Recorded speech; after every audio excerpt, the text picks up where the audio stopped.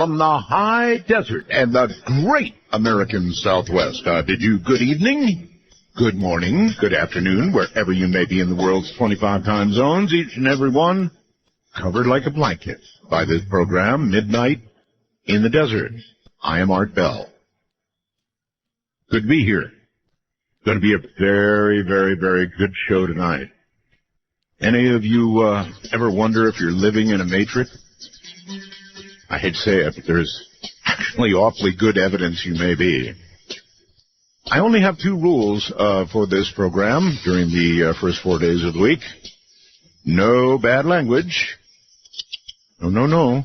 And only one call per show. We do have youngsters listening out there. And we also have new people listening out there. I would like to welcome tonight KART in Jerome, Twin Falls, Idaho. Welcome aboard. You have no idea what you're in for, 1400 a.m. Jerome, Twin Falls, Idaho, welcome to, I guess, the network. I don't know what we are. We're a conglomeration. Okay. So I've got a few things that I want to get out before we go to our guest. The Cold War is getting hot. It really is getting hot fast. Russia is going to now counter NATO's U.S.-led missile defense program by, they say, deploying new strike weapons capable of piercing the shield. This is according to the President of Russia, Vladimir Putin. Putin told defense officials that by developing defenses against ballistic missiles, Washington aims to neutralize Russia's strategic nuclear deterrent and gain a, quote, decisive military superiority. He said, Moscow will respond by developing strike systems capable of penetrating any missile defenses. He said over the past 3 years, companies of the military-industrial complex have created and successfully tested a number of prospective weapon systems that are capable of performing combat missions in a layered missile defense system.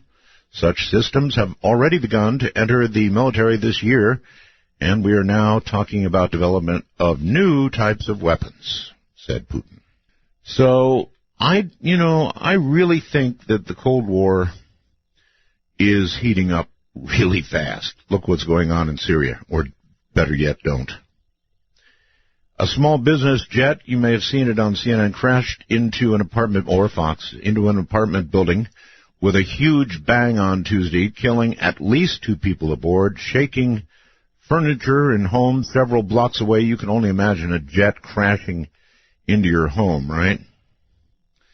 While everyone, including the people across from me, were oohing and eyeing and yelling aliens and UFO. That spectacular blue UFO right over Los Angeles, which of course turned out to be the launch of a Trident from a submarine. I don't get it. I mean, really, the other folks were just screeching about that. And when you go back to what I think is really important, and that is our star, Tabby. But wait a minute. The Allen telescope arrays took a quick 1 week look, I believe, with the Green Bank at Tabby, and they didn't hear anything. So all of a sudden everybody's saying, well, I told you. Nothing. Good Lord. Even talking to Seth Shostak, he said likely they're not going to hear anything. It's too far away. 14.8 light years away, right? Almost 15 light years away. That's too far. And besides, who's to say that they, if there is a they there, are even using radio? So for people to begin discounting anything at all because the arrays didn't hear anything in a week is just ridiculous, while at the same time pointing to something going from ground, or in this case, sea, the ocean, into the atmosphere, has got to be aliens. Ay, ay, ay, ay, ay. Oy vey. So, I thought I'd bring those things up a couple of other things that I want to bring up. When do things come out of a black hole? Well, never, right? Well, wrong. NASA, with 2 separate telescopes, just observed something coming out of a massive black hole, which I believe is Marcorian 335. That's right, 2 of NASA's space telescopes, including the nuclear spectroscope, the telescope array NuSTAR, miraculously observed a black hole's corona launched away from the supermassive black hole. Whatever it is, anything that can launch itself out of a black hole, probably we don't want anything to do with. Say that's fair? Anything that comes out of a black hole has got to somehow be bad news. And now to a little bit of tonight's topic coming up. If you think about it, it's amazing that humans exist, right? For life to start on Earth, we need, well, everything has to be just right. Wouldn't you say? We're amazing people. We live in an amazing place. And by that I mean, well, everything's just as it ought to be. And how could that be unless somebody or something set it up, right? Could we be living in a computer simulation? Well, yes, we could be. Would we know it? No. Well, there might be little hints that we're in a simulation of some sort, right? Every now and then there seems to be a glitch. I think we're not actually that far from being able to create a simulated world ourselves. Once we create beings that are autonomous, are artificially intelligent, we could certainly create a world. I'm not saying it would be ethical or moral, but we could do it and watch these little people run around in this world we have created for them as somebody may be watching us. Anyway. Jim Elvidge holds a master's degree in electrical engineering from Cornell University. He has applied his training in the high-tech world as a leader in technology. He holds 4 patents in digital signal processing, kind of stuff we're talking about tonight, and has written articles for publications as diverse as Monitoring Times and the IEEE Transactions on Geoscience. For many years, Elvidge has kept pace with the latest research, theories, and discoveries in the varied fields of subatomic physics, cosmology, artificial intelligence, and nanotechnology. This unique knowledge base has provided the foundation for his first book, The Universe Solved. So, coming up in a moment, we're going to talk about this possibility of living in a completely simulated world with Jim Elvidge. Should be very interesting. And this is something I bet you haven't heard in a long, long time. From the high desert. This is midnight in the desert, and believe me, it is a cold wind streaming out across this desert tonight. Walking over here, I about froze to death. Watching in slow motion as you turn around again.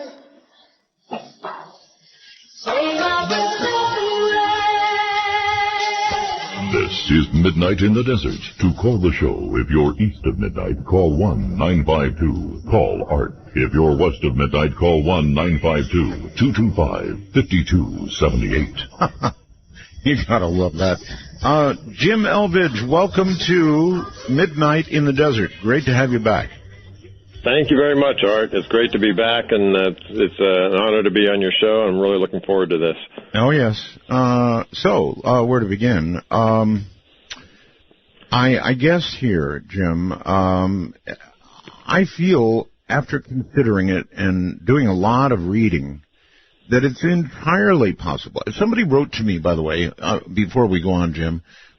This is Richard, said, hey, Art, I think your stream got crossed with the Club 700 last night. No, that was good stuff, right out of Malachi's playbook, actually, and most people loved it. No, we didn't get crossed with anybody. So, Jim, isn't it possible that we're living now in a simulated environment? You know, there was a movie, of course, The Matrix, but gosh, it seems so possible from so many angles. Could it be? Yeah, absolutely. You know, one of the challenges I have in talking about this stuff, Art, is there are so many paths to go down, so I have to try to, stay focused on one direction. But I'll say up front that I think likely the sort of simulation idea is a little bit bigger than being in a computer simulation, and I'm sure we'll get to that. But speaking of the computer simulation idea, Nick Bostrom, who you've probably heard of, is a philosopher from Oxford. He posited back, actually, I think it was the same year that The Matrix came out, and The 13th Floor, and a couple other movies that talked about the same topic. He had this paper called The Simulation Argument, and in his paper, he presents three possibilities, assuming that we get to the point where we create simulations that are indistinguishable from reality, and it's pretty clear that we're going to do that. I mean, we're already very close to that now with headsets and Oculus Rift and these kinds of things. Probably another 20, 30 years, maybe less, that we get something that's so indistinguishable from reality that while we're experiencing it, we're totally immersed and we think we're in a reality. So his argument goes like this: given that we're going to get to that point, and at that point we'll create millions of different simulations, what are the odds that we're 20 years prior to that versus in one of those millions? And, therefore the answer is the odds are pretty small. So he said there's another possibility, which is we don't get there. And there's two possible reasons why we wouldn't get there. One, we destroy ourselves over the next 20 years before we reach that state, which he calls a post-human state. That's looking increasingly possible, by the way. And that's possible, certainly. And then the other option is that we just consciously decide not to pursue that, and I think that's kind of a non-starter. Like, when do we ever not pursue something that has some dangerous possibilities? We never don't do that. So, cloning, nuclear technology, nanotech, you name it, we always pursue it. So I think if you're an optimist, you almost have to say the odds are very good we're already living in a simulation. If you're a pessimist, you would have to say we're going to destroy ourselves before we get the chance to.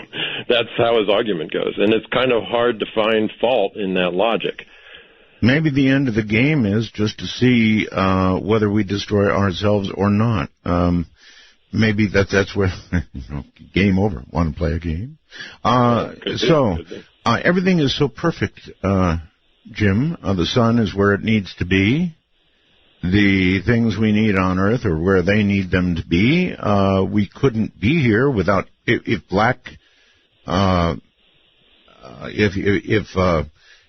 matter, dark matter, were any thicker and more abundant than it is, we couldn't exist. I mean, there's a million gazillion different things that have to be just perfect for this world to be working as it is. So, you can certainly posit that somebody put that together, and the game is on, as it were.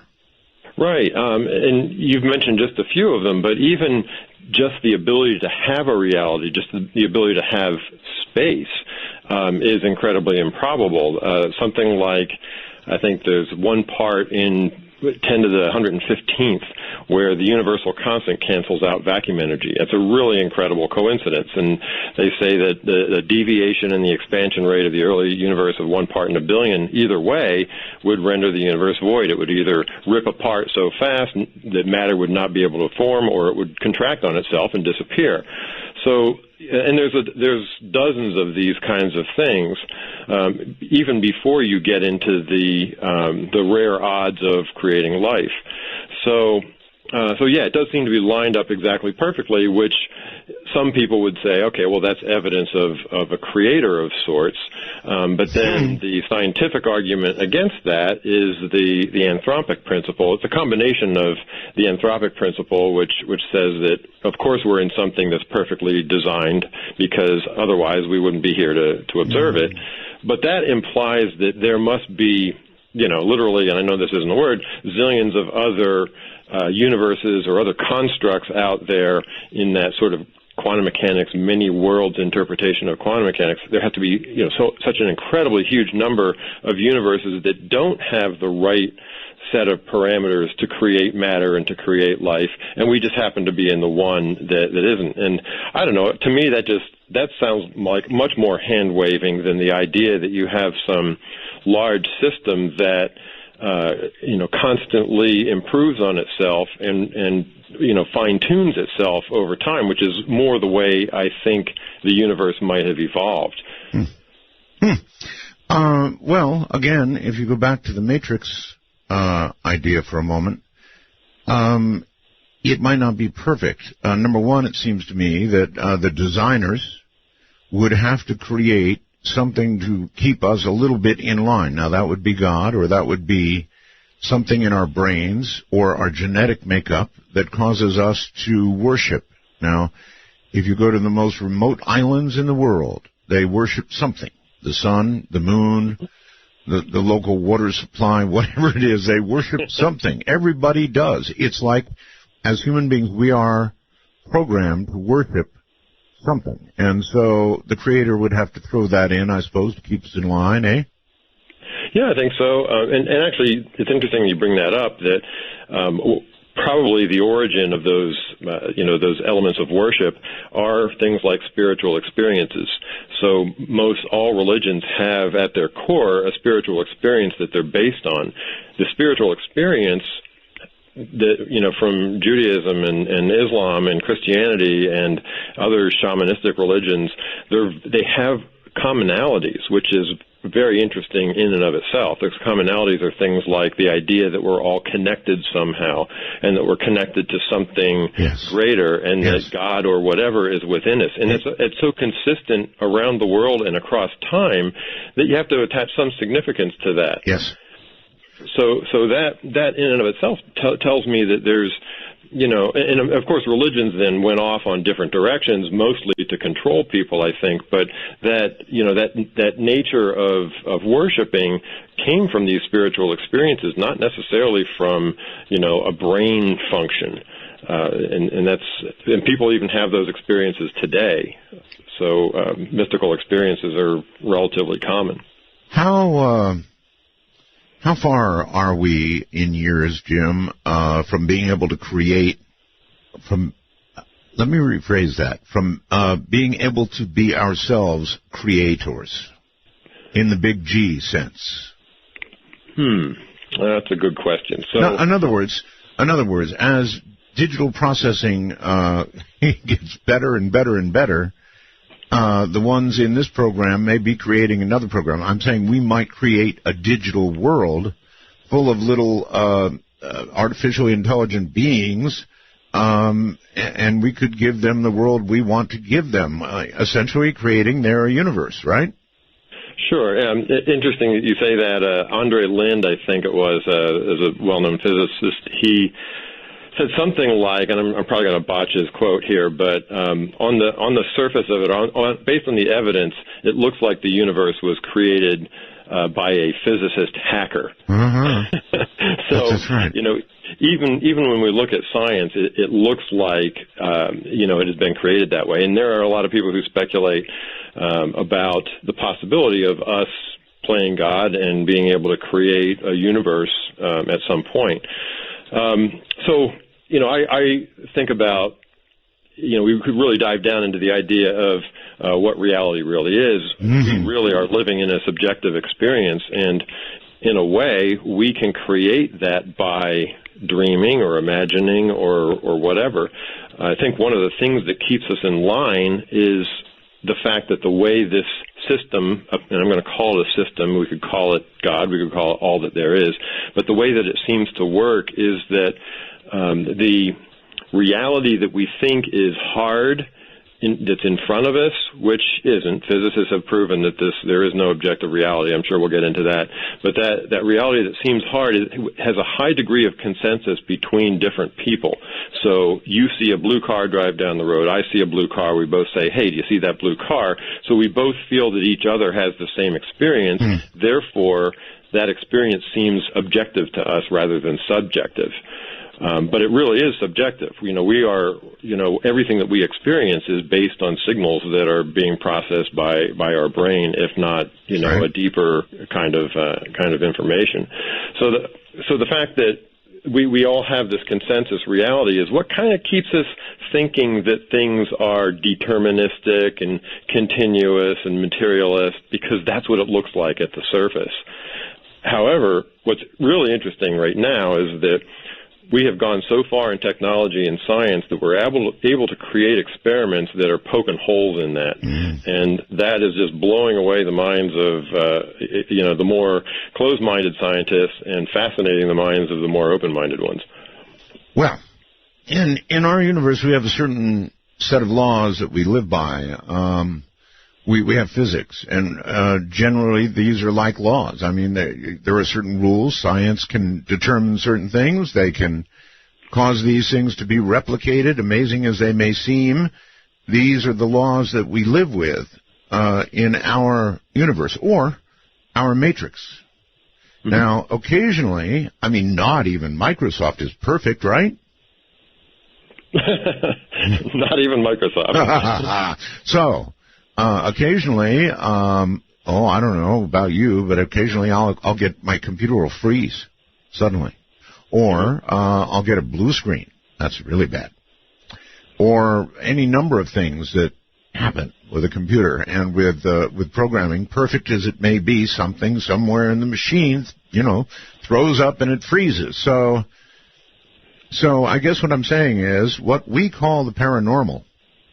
What I call the paranormal and talk about all the time on this radio program, maybe it's somebody's programming error, some update that didn't happen quite right or something, and something glitches in our world, in our matrix, if you will, something that shouldn't happen according to the normal laws of physics as we understand them, happens, and we can't explain it. So we put it away somewhere, and we don't. We just say, glitch. Exactly. Yeah, no, that's definitely one way of looking at the paranormal as a mistake in the matrix. It could also be something intentional.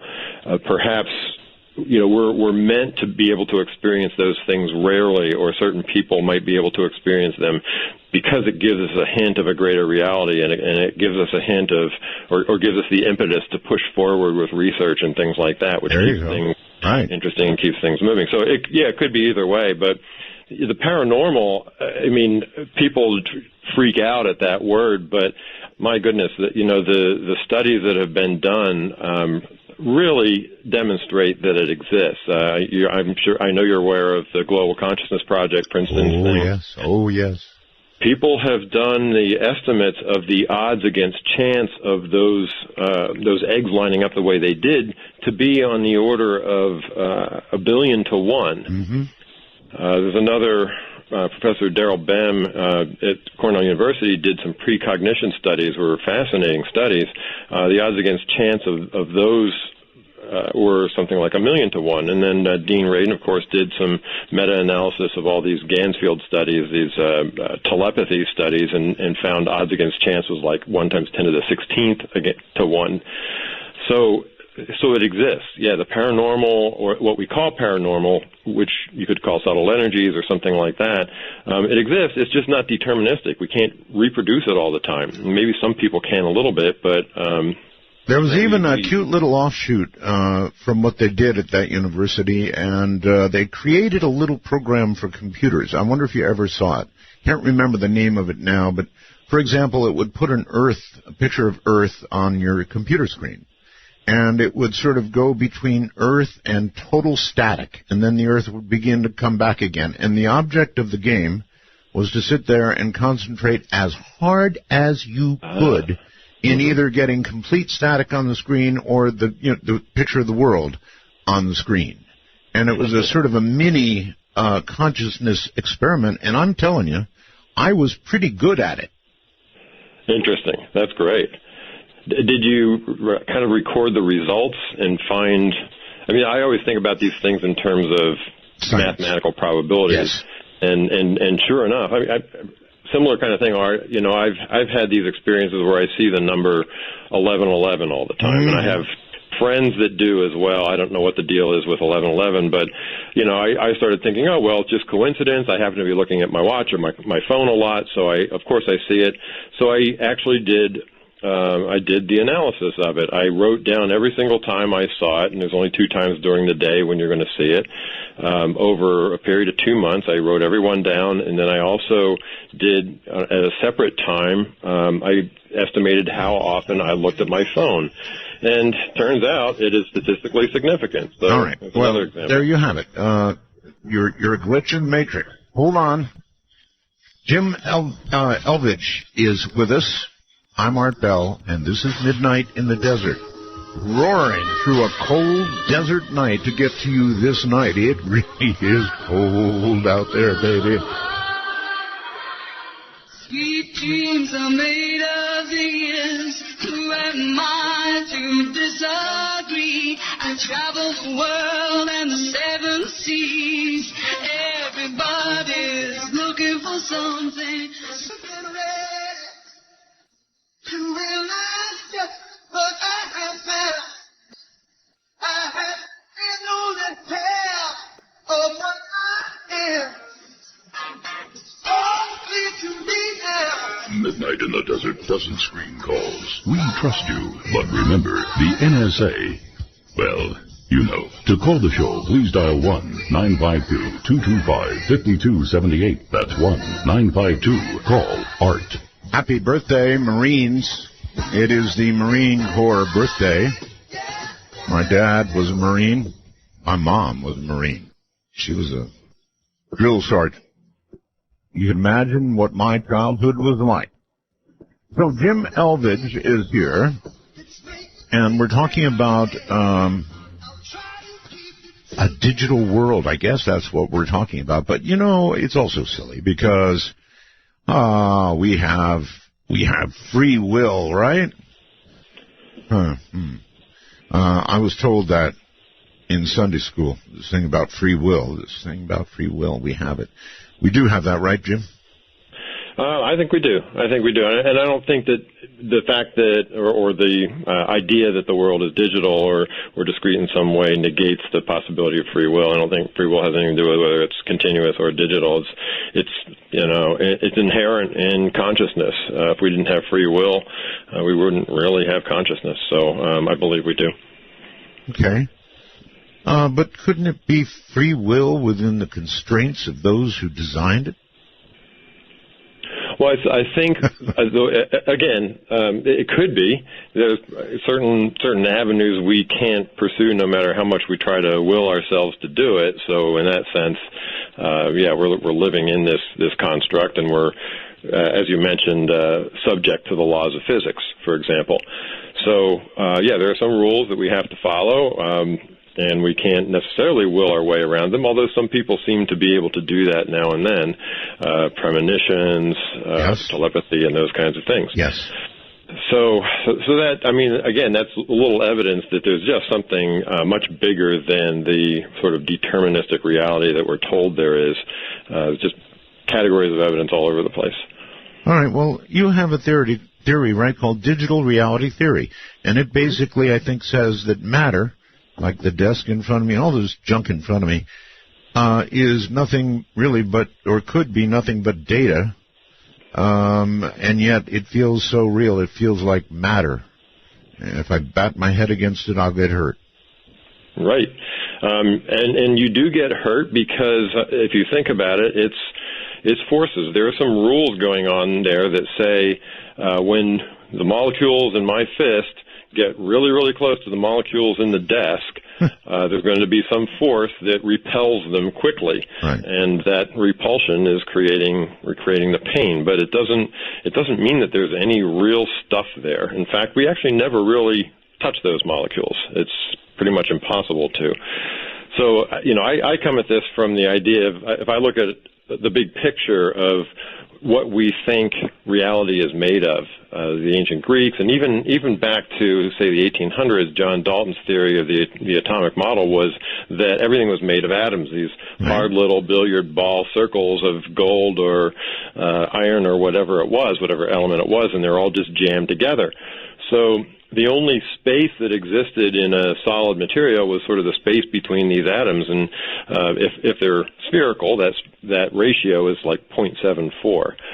Now, in 1911, Ernest Rutherford and others found that, most of atoms are really empty space, and there's this little hard nucleus here, and everything else is empty space. In fact, the size of the nucleus compared to the size of the rest of the atom is 1 over 10 to the 15th. So it's, what's that, quadrillionth or something like that. And so that was the theory for, and I say theory because these things just get overturned every so often. That was the theory for 60 years until quark theory, quantum chromodynamics came around in the 60s and 70s, and that theory said, well, even those hard little neutrons and protons that we think are the ultimate building blocks of matter, they're mostly empty space, and they really consist of much, much smaller quarks that we've, bounded the measurement of those things to be much smaller. In fact, so now, as of 1970, the thought was, well, this solid matter is 1 part in 10 to the 30th, which is roughly equivalent to a grain of sand in all of the grains of sand of the Earth. So it's that tenuous. And then along come the string theorists who say, well, wait a minute, even quarks are nothing more than vibrating bits of string, and that string has the width of the Planck length, which is 10 to the minus 35th meters. And so if you do that calculation, they're saying that quarks is mostly empty space. And really, matter, hard matter, is 1 times 10 to the minus 52. So if you plot this out on logarithmic paper, you realize that we lose about 15 orders of magnitude in our belief of how dense matter is. We lose about 15 orders of magnitude every 65 or 70 years or so. And so where are we heading with this? I mean, I think it's kind of obvious where we're heading. There's no need to have stuff. Matter is just data, and the forces are rules. In fact, even the string theorists will say that a particle is defined only by the frequency of the vibration of the string. Well, if it's defined by that frequency, then you don't need anything else. You just need the number that corresponds to that frequency, and you can create whatever rules you need to create from there on out to create the physics that we have. So there's no need for physical stuff. I think that's just one of the logical arguments that matter is ultimately just data. Holy mackerel. Matter is data. Mm-hmm. So then doesn't that sort of coincide with what I said earlier? If matter is data, then isn't there a better argument to be made that we are living in some sort of digital construct? I think so. I don't think it's just that either. For there to be a continuous reality, all kinds of problems exist with that. That the idea of continuous reality means sort of infinite resolution. And, as far as the physics that we know, matter implodes into black holes at scales below the Planck level. Relativity and quantum mechanics don't coexist. And the only things that physicists can come up with that make quantum mechanics and relativity somewhat coexist are string theory and loop quantum gravity, and those only work with a minimal length scale, so they're already discrete. And here's another one, Art, is the idea of spins, particles that have spin. Right. This is a bizarre one. These particles have an integral number of spins. So certain particles have a half, not integral, but a discrete number. A half spin, 1.5 spin, 1 spin, 0 spin, things like that. And when they undergo some sort of transformation, they instantaneously change their spin. They don't go from a 1 spin down to a 0.9, a 0.8, and down to a 0.1, and then a 0, like in a continuous way. It just snaps right from 1 to 0.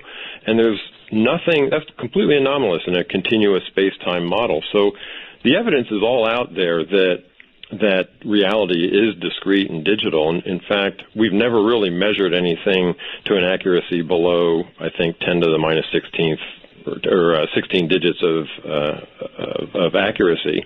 So there's no real evidence for a continuous world. It's just that we're at a macroscopic level. Everything looks continuous, but there's tons and tons of evidence for a discrete and digital world.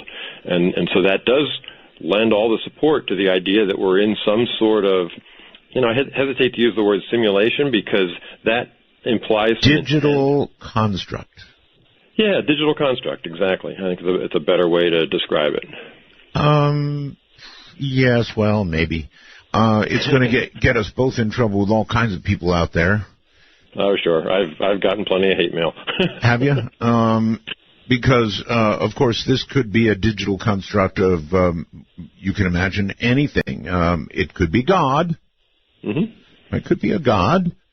But then we get to this point where here we are in modern America, and we're getting very close, I think, to something that approaches artificial intelligence. I mean, if we get there and if we keep increasing technologically as quickly as we have been in, say, the last 50 years, it won't be all that long. We'll be able to create a world ourselves. But, boy, what a lot of questions would go into that. Sort of like a super second life or something, where you've created an entire world, but you've got autonomous beings walking around in it thinking, as we think, that we are acting with complete free will. Yeah, and I think that's where this whole theory gets really interesting, because in my belief, there's another half to the idea. We talked about the digital nature of things, but then there's the consciousness as the source of everything, as opposed to an artifact of a complexity of a computational system, like the artifact of a brain. I think consciousness is primary. It's not something that's an emergent property. So, and the evidence for that is all kinds of things: near-death experiences, out-of-body experiences, mystical experiences, paranormal, and so forth. So, if that's the case, then just creating an AI doesn't inject the, quote, soul into it, doesn't inject the consciousness into it, because consciousness is primary. You can't create an AI and inject consciousness into it, or hope that consciousness emerges from it, if that's not the way it works. Well, can you define consciousness? I don't know. I mean, honestly, all of this is theory, as everything else is just theory, but it's theory that has so much weight behind it. So I think Tom Campbell's description of consciousness is a really good one. He calls it organized bits. Consciousness is organized data. And I like that because, at the real fundamental construct of reality, like way below what we're able to experience, things could be digital, and our consciousness is embedded in that. So it's something that we can't interact with because it's part of us. It could well be, Jim, that when we get to artificial intelligence, we also arrive simultaneously with consciousness. That could be, too. And one of the things I've kind of thought about is if the construct that we make, the AI that we make, is complex enough to house a soul, to house a consciousness that we're used to, our consciousness may decide to make the jump. It may decide, oh, this is an interesting thing. I'd like to experience what it's like to be, a complex silicon beast as opposed to a complex, carbon-based human beast, and try it out. These kinds of things are perfectly possible in the world that I'm describing, and I like that world. In that world, you don't have sore backs and knees. You don't walk around as you get older in pain. That's a wonderful world. And it's perhaps not in my lifetime, Jim, but it's going to be possible eventually, I suppose, to, as you've seen in many movies, download a human brain into a machine. Right. Well, it's interesting you bring up the idea about sore backs and knees. We have decided to, for whatever reason, spend a lot of effort and energy on life extension. And if, as I believe, we are already immortal, we have an immortal soul that reincarnates, then life extension is kind of a waste of energy. We're going to, our purpose is something beyond what we're here on the last 20 years of our life on Earth to do. And if you kind of think about what life is like, there's a sort of a natural growth pattern. As an infant, we don't have the ability to learn too much until our brain is formed. And then we go through this steep period of growth and experience and maybe we're learning the lessons we're supposed to learning to be patient, learning to love or whatever. And then at some point we've learned what we can learn in this life, and we need a different set of experiences. So the natural way is we die naturally, we reincarnate and have a different set of experiences, and we continue to evolve our consciousness in that way.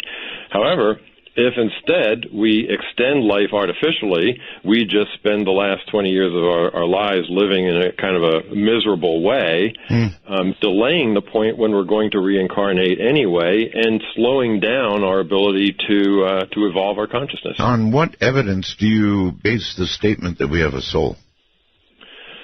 Okay, so let's talk about near-death experiences.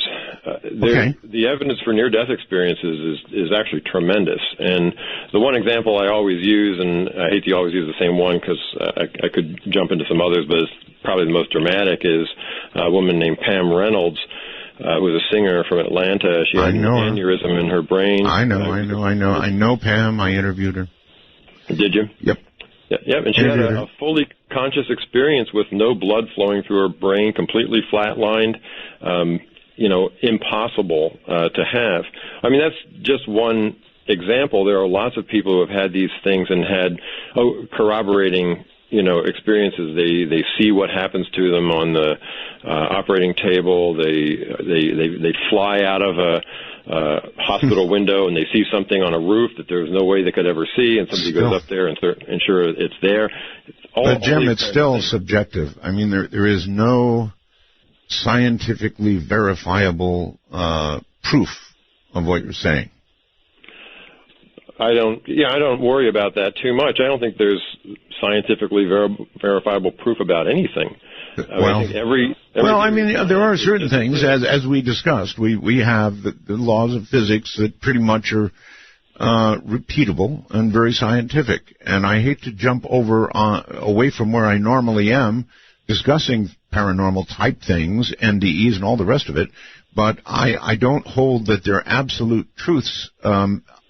I can't until it's even like God. I can't even positively say there is a God at this moment. I suppose I believe in very little that I can't touch, prove, or replicate.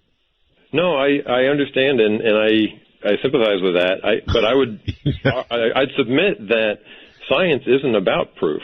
Mathematics is about proof. Science is about evidence and theories. And the better the theory, the more evidence there is to support it. Take Newtonian mechanics.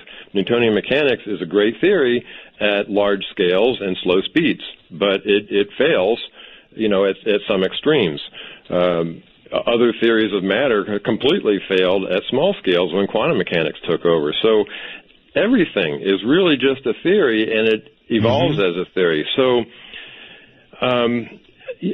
what it really is, I believe, is these are the rules that are in the quote matrix or in the system, the digital system. These are the rules that we have to deal with, and we're uncovering those as we develop experiments that push the boundaries of physics. So things like relativity are, great enhancements to Newtonian mechanics. Quantum mechanics is the one that's blowing the doors off of this stuff. Well, I appreciate your sympathy. I actually, what's the right word? I guess I envy people who have absolute faith. I talk to them every night here on the radio. Absolute faith in God, Jesus, the Lord, all of it. They just absolutely buy every bit of it, and I envy them.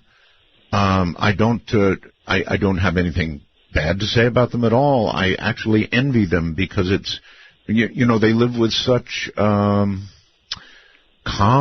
absolute faith. I wish I could do that. I can't do that. And so I imagine that the world that you talk about, this digital construct, is absolutely possible as anything else we talk about. And I'd wonder, do you really think that's what we're in, Jim? And you do, right? A digital. And I actually agree with you, Art. I mean, my background is engineering, and I took more physics classes than anything else. I probably would have headed in that direction if I thought there was more money in it than engineering.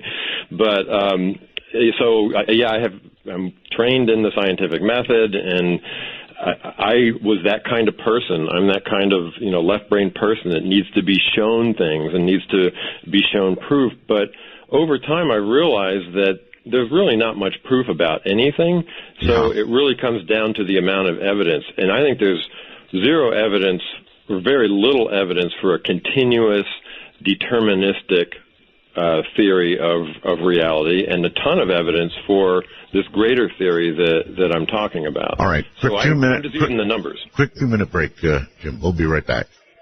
Jim Elvidge, I guess. Could it be a kind of a matrix we're in right now?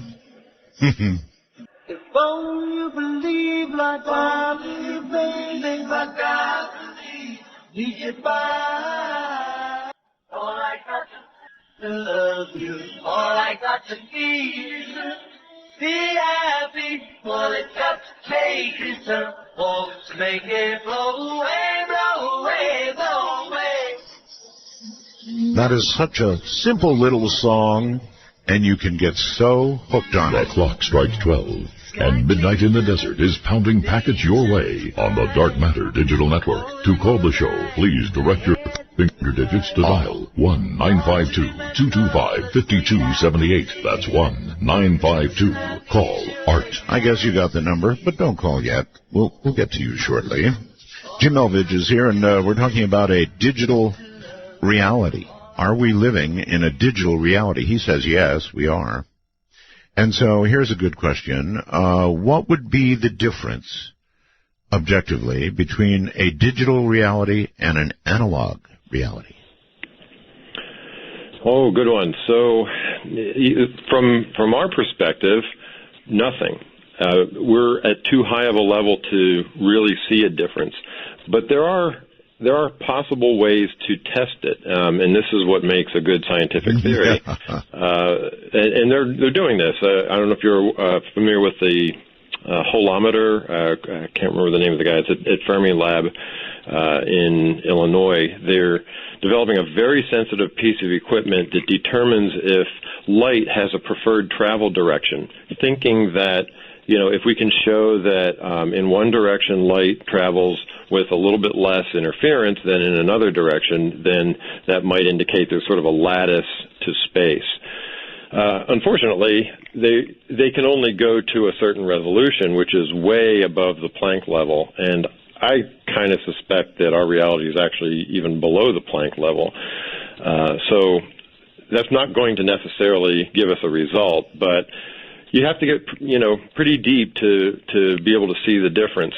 Now, the other kinds of things are things like, the paranormal things that we talked about. So if you accept the idea that what we really are is a consciousness, a digital consciousness in a greater system, and I am one and you are one, there's a construct there that we can communicate with.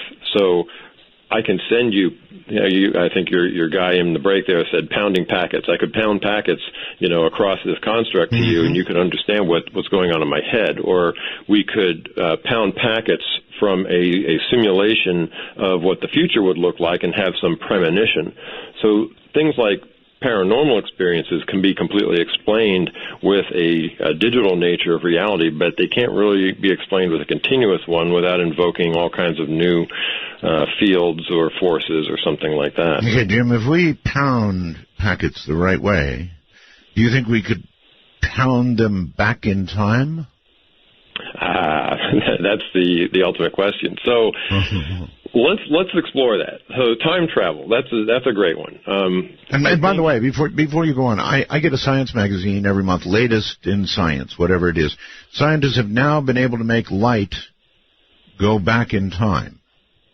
Now, not by much, but they had several mirrors hooked up and then sent a light pulse through a dead rabbit. It's a long, weird story, but they actually claim they made light go back in time. Well, that's interesting. I remember reading a long time ago about something like that, and there was some, light dispersion in the communication channel that made sort of the waveform of light move back in time, but when you did the math, it was the photons were still moving forward. I'm not sure. I don't remember that real well, but I mean, it's an interesting result. The other thing I would, bring to bear on this is the delayed choice quantum eraser experiment, which is an experiment that probably has more to do with the observer effect than anything else, but it appears to show retrocausality. It appears to show that when we observe something, we cause something in the past to change. Are you aware of this one? No. Oh, this is a great experiment. It's an offshoot of the double slit experiment. The thing with the double slit experiment is that it's been called the most beautiful experiment ever created, and it's really phenomenal what kinds of questions it's led to in terms of the nature of reality. So one of them, that it's exposed is the idea that when we observe the slit that a particle goes through, the interference pattern disappears because now we've established a definitive position for that particle. When we don't observe it, there's an interference pattern on the screen beyond the two slits. And this has baffled people for years, and it's been the reason why they've come up with 15 different interpretations of quantum mechanics, all that have a unique explanation for this effect. So some people have said, well, it's the act of observing is interfering with the particles. Like if we're shining light on the particle to see where it goes through, that light is perturbing it a little bit. So they keep on getting. Scientists have been very, very clever about removing the influence of the measurement apparatus from this experiment, and even to the point of moving the measurement behind the screen so that the measurement occurs after the particles have created the pattern on the screen. Right. So it's impossible to influence, that outcome. But what happens is when you do observe it, it shows the non-interference pattern. When you don't observe it, it shows the interference pattern, even retrocausally. So that's another example of something going back into the past and making a change. So, I think time travel in the sense of going back to, say, the Kennedy assassination and trying to, see what happened. I don't know. That might be pretty tough. However, what do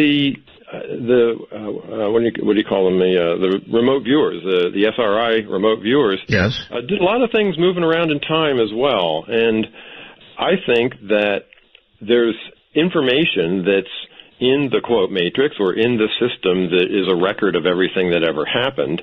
So therefore, you could tap into that. You should be able to go back, look, observe it. Not necessarily interact with it, but if you do interact with it, then it would probably create some sort of branch that went down a different path then.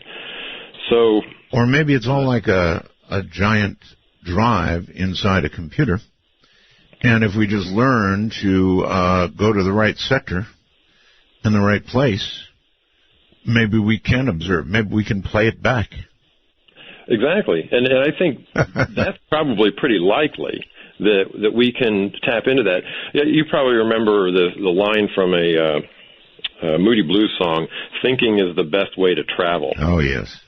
I always love that line because people talk about, what's on the other side of the moon or what's here, what's there.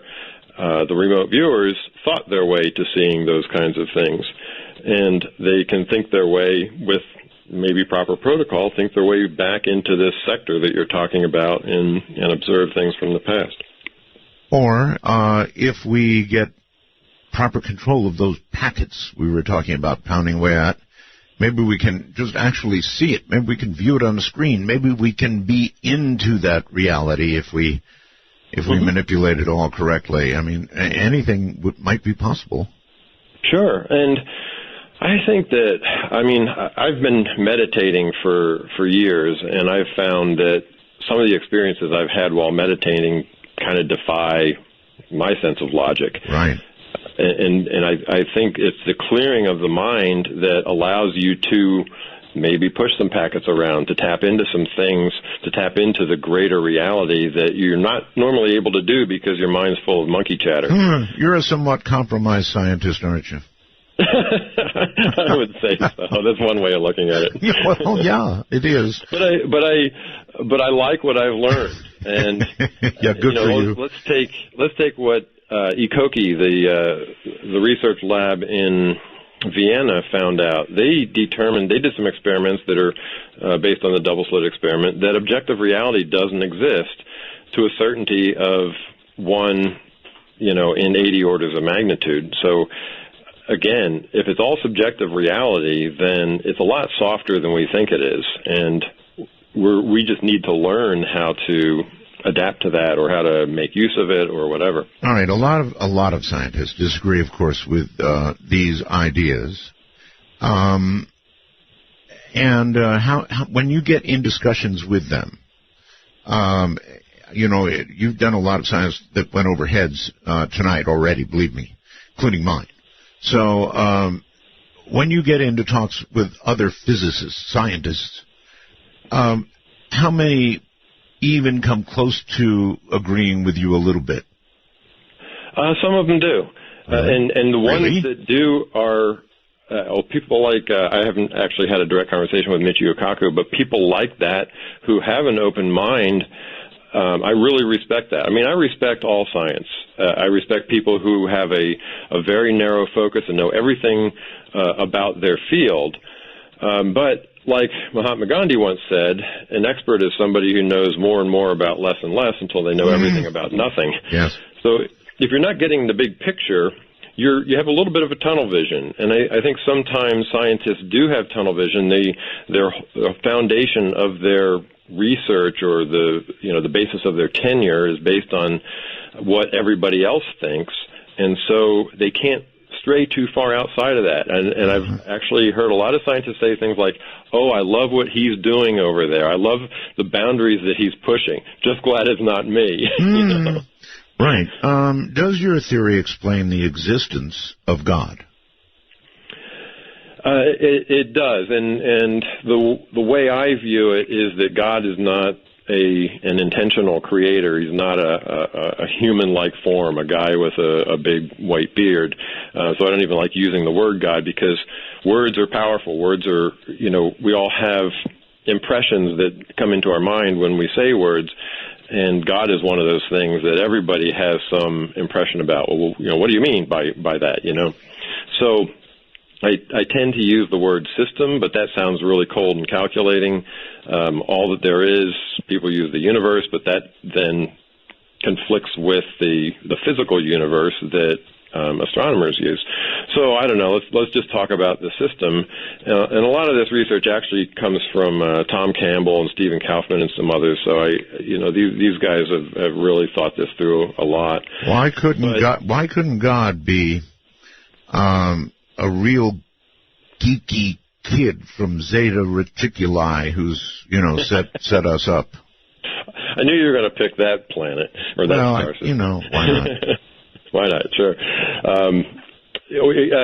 Theoretically could be. However, the evidence, again, I use the word evidence in a pretty broad sense. The evidence of the people who have had near-death experiences and out-of-body experiences and spiritual experiences or mystical experiences is not horrifying. It's not that they're encountering some weird alien race that are overlords, or that they're experiencing this geeky kid with in his mom's basement creating a universe. The experiences are typically consistent, and they're more holistic, they're more, seeing light, they're more connected oriented, and that leads me to think that the greater system, or God, is really this, big set of consciousness, this big global consciousness that we really are part of, and it's probably dispassionate. I don't know that it's designing our life for us. I think that it probably has a mechanism in it where it keeps on improving itself.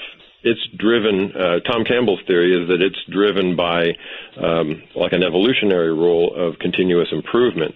That makes a whole lot of sense to me. That's really all you need to be able to create a universe over time that has these amazingly perfect criteria that we apparently have. All right, well, let's flip it for a second, Jim, and let's forget about whether we're in a matrix, but we are, I'll say it again, advancing so quickly that if you look at the last 50 years and project, 300 years from now, we might well be in a position to be gods ourselves and to create a world with living, conscious, aware entities that may or may not have a soul, depending on whether you think that when you attain AI, the soul comes along with it, or what we call the soul. What would be the ethical arguments about us creating such a world ourselves? Well, it gets a little bit far away from my... I know it does, but why not? I mean, you're already far away from a lot of standard stuff anyway, so take the jump. Yeah, I guess I don't... I mean, the ethical argument is, let's not destroy the planet. And so if we can, create something that is self-sufficient, that works in a holistic way with the rest of the planet, I don't see a problem with it. Yes, there are going to be dangers to that kind of thing. Somebody may subvert the program and create a Skynet, but... No, but this might be so small, Jim, that it would be something you wouldn't even really see. I mean, it would be digital. It would be not real in a way. It would of an ant farm. We would, yes, that's right. That's right. We would be creating a world, and the beings in that world, the little digital beings in that world who had awareness and artificial intelligence or intelligence, why not just use that word, and free will. They could throw the packets around in their little world any way they wanted to, and we could sort of just watch, and we could either make rules or not make rules for them. And, I mean, what would be the ethics of doing that? We may be able to do it, but would it be ethical? Probably. It doesn't seem like it. Yeah, I don't know. To me, I don't see much wrong with that. Again, I don't see the harm in it, and so maybe that's where my lack of experience with ethics comes in. But I don't view something that has little harm to the greater good to be something that's unethical. So what? So we create some AIs that interact with each other. I mean, we do that now. They're just not quite as sentient as what you're talking about. Well, yeah, I'm talking about... the stock market is driven something like 80% by AIs these days. I know. So that's what I mean. We're moving this way anyway. So if you could imagine that we are a digital construct by whoever, then we will eventually get to that place ourselves and become gods if we wish to be, and create little worlds that are self-sufficient or destroy themselves, or... I don't know. We can sit back and watch the game, see what happens. Mm-hmm. I mean, I think it'd be pretty interesting if it's managed in a responsible way. And simply by saying it or performing a few, well, let's say miracles. That's really a good word. Like parting the little digital sea that we've created, or I don't know. Creating a god for them to see, who then would go away and promise to come back someday, or something like that. I'm going to get in so much trouble. Oh, we would see ourselves in that kind of scenario, wouldn't we? It sounds very similar to what our own experiences are. Yes, sir. And as we become adept at manipulating digital worlds, and we are getting pretty adept, and boy, another 300 years, and what do you think? Well, there's another direction we could be heading to. I mean, and I think that's very likely what you're describing, that we're going to create these kinds of AIs and experiment with them and watch them interact with each other and yes. so forth. Yes. I don't know that they will still be sentient in the sense that we are. Because there was a good paper written recently by. I can't remember the name of the individual. It was Doesn't matter as long as they think they're sentient. Well, do they? I mean, can they think, or are they just following rules? I mean, as long as AI never really has true consciousness or awareness, it's always just going to be somewhat different. But why do you suppose that? You sound like you don't think AI will attain consciousness. And I'm saying, why not figure that when you get to AI, you get to consciousness? Because that goes back to that argument about, is consciousness an emergent property of complexity of computation, or does consciousness come first? And I just believe from all of the other evidence that I've been talking about that consciousness is really first. If consciousness weren't first, you wouldn't have things like OBEs and NDEs and mystical experiences and things like that.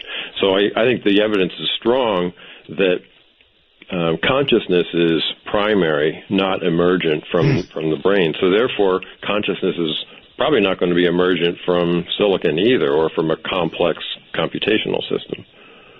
Well, maybe. Does your digital reality theory explain what I think most of the audience knows to be the Mandela effect? It does, actually. Are you familiar with the recent example of that, the Berenstain Bears? Oh, yes. Yeah, that was fascinating to me. And I just checked with a whole bunch of friends of mine. Most of them said they remember it, as do I, being called Berenstain, spelled S-T-E-I-N. That's right.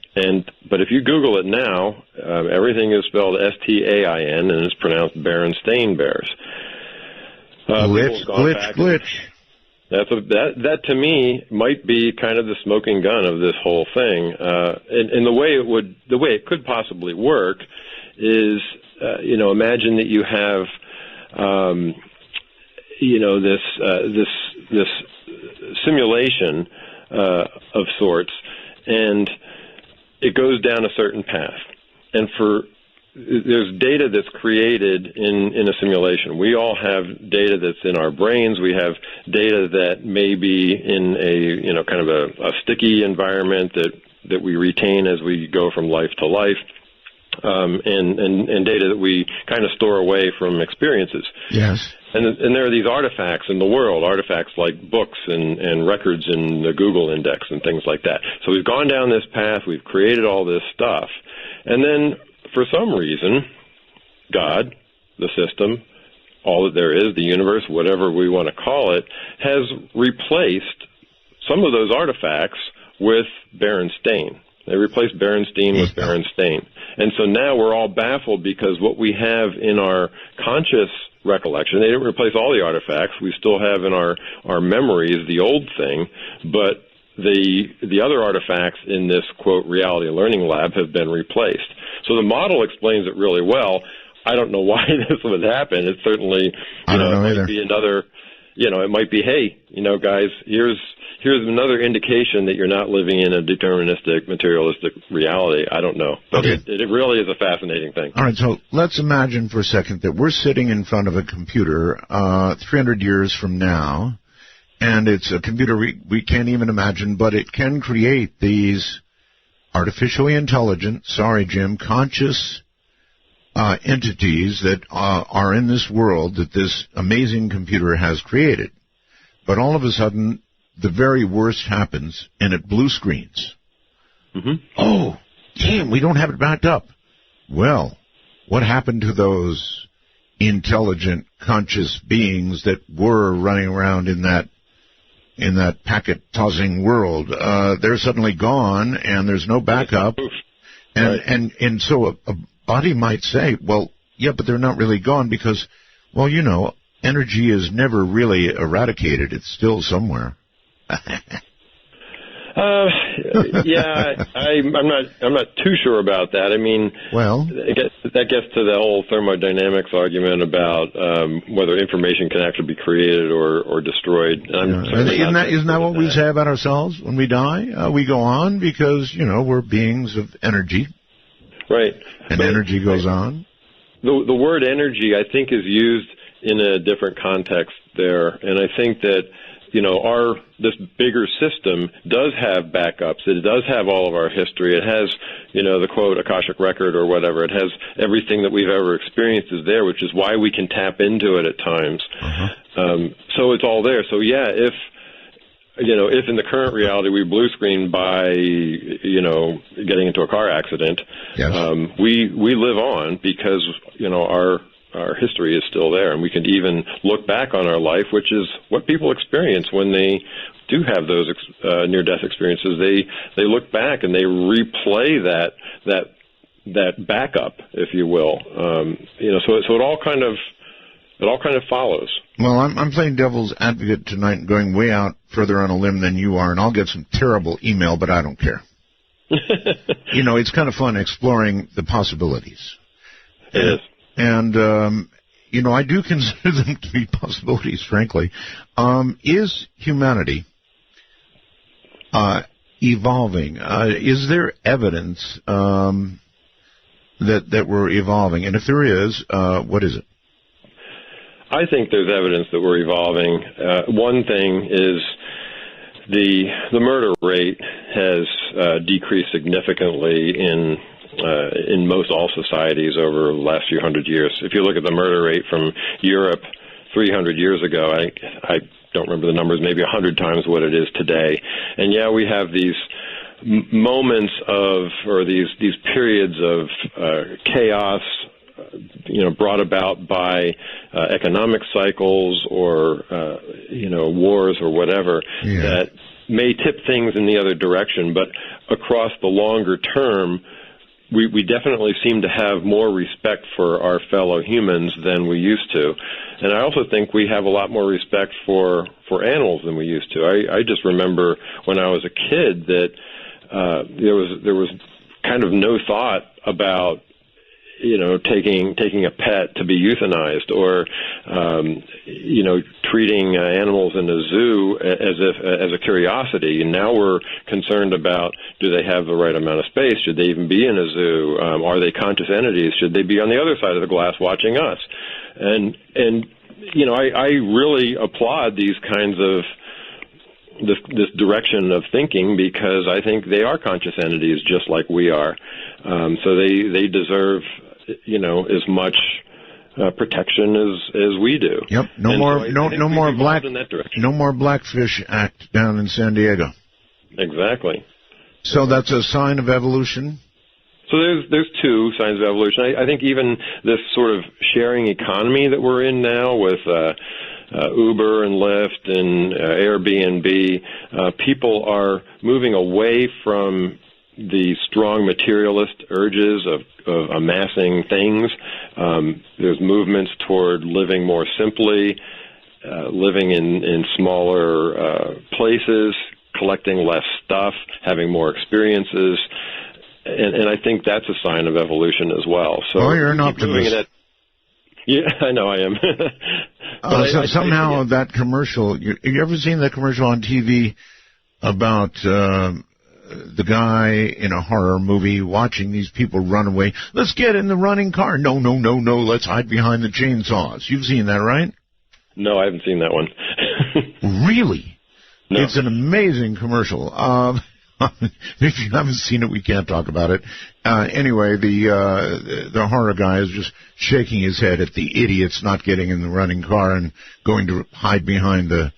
You have to see the commercial to appreciate it. I can't. I'm definitely going to have to look. And I wonder if our maker, our programmer, isn't sort of looking down at us, shaking his head. I'm not as much of an optimist.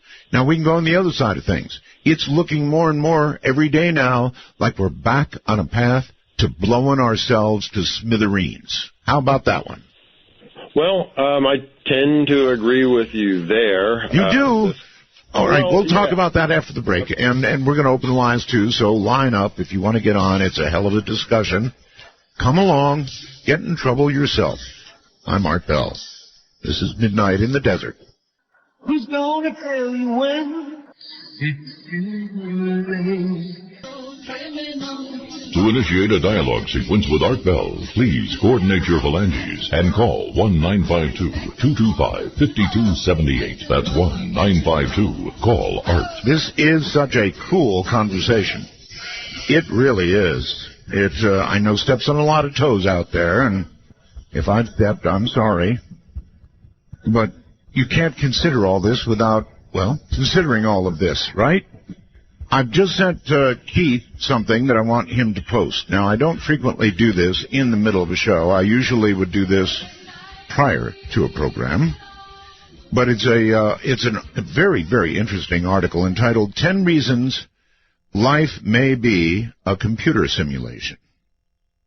10 really good reasons that life may be a computer simulation. So Keith will post that. Right, Keith?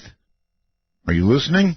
And he'll get that up on artbell.com. And I had confirmation from the evil Roland that he will indeed do that. So I get that, of course, only in my headphones. So when you hear me talking about hearing voices, it's not anything that deserves attention from a doctor. It's just that he speaks in my headphones every now and then. All right, welcome back, Jim. Thanks, Art. Yeah, it is. It's a fascinating discussion. That is great. Oh, one last thing before we get going. The phone numbers. The national number is area code 952-225-5278. That's 952-225-5278, or the easy way, 952-CALL-ART. Now, you can also get in on Skype, and you sound really good when you're on Skype, if you do it right. MITD51 in North America, MITD55 in the rest of the world. It's a free call no matter where you are. Okay, now, Jim, we're back. And I was just saying that, we do appear to be on the edge of blowing ourselves to smithereens. And what was a Cold War, boy, is starting to heat up again really quickly. It looks to me like Putin has designs on missiles that can get by our missiles, and, it's same old thing all over again. Yeah, and I do agree with you. It does seem like things are heating up for whatever political reasons they are, and that is going to happen once in a while. I think in the bigger picture, these kinds of things are sort of like spikes. They're local maxima in terms of danger or whatever, but ultimately, I still think that over a longer period of time, longer time scales, that our world does become more humane and safer in general. Not now, of course, there are certain regions that's just not the case. But certainly, I think that the old mutual assured destruction thing will still be in play for a while yet with ourselves and Russia. The trouble is these ISIS guys. Now, if there ever turned out to be gray goo, I know you know what that is, right? Yes. And an ISIS guy had gray goo. That'd be the end of everything, Jim. That'd be it. He'd drop it immediately, yelling whatever and getting ready for 72 virgins, and we'd all be gone. Mm-hmm. Yep, and I think, we've always faced those kinds of possible doomsday scenarios. We definitely had that in the Cuban Missile Crisis in '62. People back in the Industrial Revolution were talking about that being the end of the world. The population explosion was supposed to be catastrophic and cause us to not be able to, support sustaining life, human life within 20 or 30 years, and that didn't happen. Cloning was supposed to be a disaster. Nanotech is supposed to be a disaster. All these things have a dangerous side, and I'm not saying that it's responsible to just let them all happen and assume that smart scientists and technologists will figure out ways to prevent the ugly stuff from happening. I think that's, that would be, foolish to have that point of view.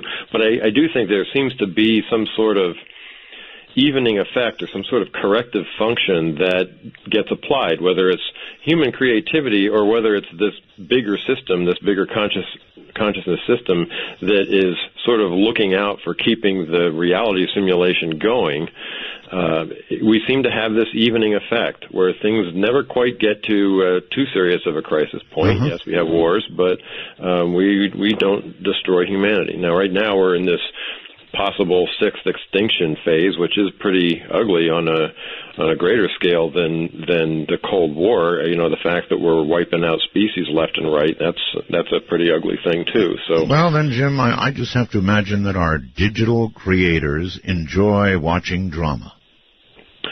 They could, but it could also be, Art, that they aren't watching, that they're not sentient, that basically, you know, we got created through a self-evolving system. In fact, I think it might have even been Hawking that had one of these ideas about how the universe could have been so finely tuned that it kind of reached back in time and corrected itself. And he had I forget what the theory was, but a way to explain how that happened. But all right, listen, I could keep you to myself, but if I don't start answering phone lines, somebody is going to come and slit my throat.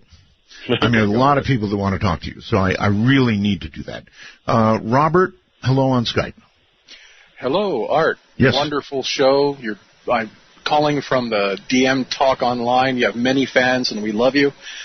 Jim, I truly appreciate your work in this field. It's been talking to many people over many years, trying to convince them of this digital aspect.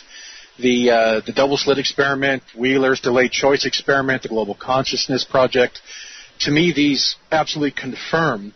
My question to you is, since you brought up the Matrix, and that really does seem to be the easiest way to discuss this, Neo in that movie he's in a tube, and of course he's being projected into the Matrix, and that's the nature of my question. What research have you, with OBEs and the dead experience, where is our consciousness, in your opinion, outside of this digital reality? And are we being beamed in? Is this reality being streamed out to us somewhere else in another higher dimension? What's your take on that? Yeah, great question, Robert. And I think pretty much the way you described it is most likely the way it is. If you could imagine the global consciousness, or all that there is, as being like a big cloud, and your consciousness is a subset of that cloud. It's sort of a group of bits within that cloud that's organized. And my consciousness is also in there, and so is Art's, and everybody else, and the gnats and the mosquitoes and the cats and the dogs and everybody else has their own little consciousness in that cloud that's separate but all connected together. And what we do is we interact with another part of the cloud, which Tom Campbell calls the reality learning lab, but it's generated by the system for us to feel hardness, to feel this consensus, so that we evolve. Remember, the whole goal of the consciousness system is to evolve itself, and it does that by having each part of it break itself into little parts, each of which evolve itself. And how do they evolve itself? Well, we wouldn't evolve if we were just dreaming and imagining things, because we wouldn't learn from that. But we do learn from a consensus reality. So the system has evolved to have a mechanism, call it a program, that runs, that is this physical reality that we live in, and we connect to it while we're alive. When we die, that connection goes away. Our consciousness remains. We wipe out the temporary data that we retain during our lifetime, but we retain the soul data, or the portion of the learning that we got from our life that was the whole point of our life, and then we reconnect if we want to. And people who have traveled to these realms, and I know that sounds very woo-woo, but there's actually a lot of corroborating evidence of people who do this and have like mutual lucid dreaming and things like this that can't really be explained through just imagination. But people who travel to these realms experience these kinds of things, and experience this, meeting spirit guides that help design their life so that they can learn to love and provide service and so forth. So yeah, I think it's separate consciousness entities within a bigger cloud, connected to a system that is generating the reality that we're experiencing. Thank you. That's great. earlier they talked about, or you talked about energy not being destroyed. In the holographic universe theory, there is a idea that around black holes or around the edge of the universe, we want to say that all data is actually printed in a two-dimensional nature, that reality is projected through this. When we pass back and forth through these barriers, our memories are wiped, so to speak. So you're saying that that's only a one-way wipe, that we don't forget about this experience when we leave or pass through those barriers? Well, two different things there. One is the holographic projection, the whole black hole theory.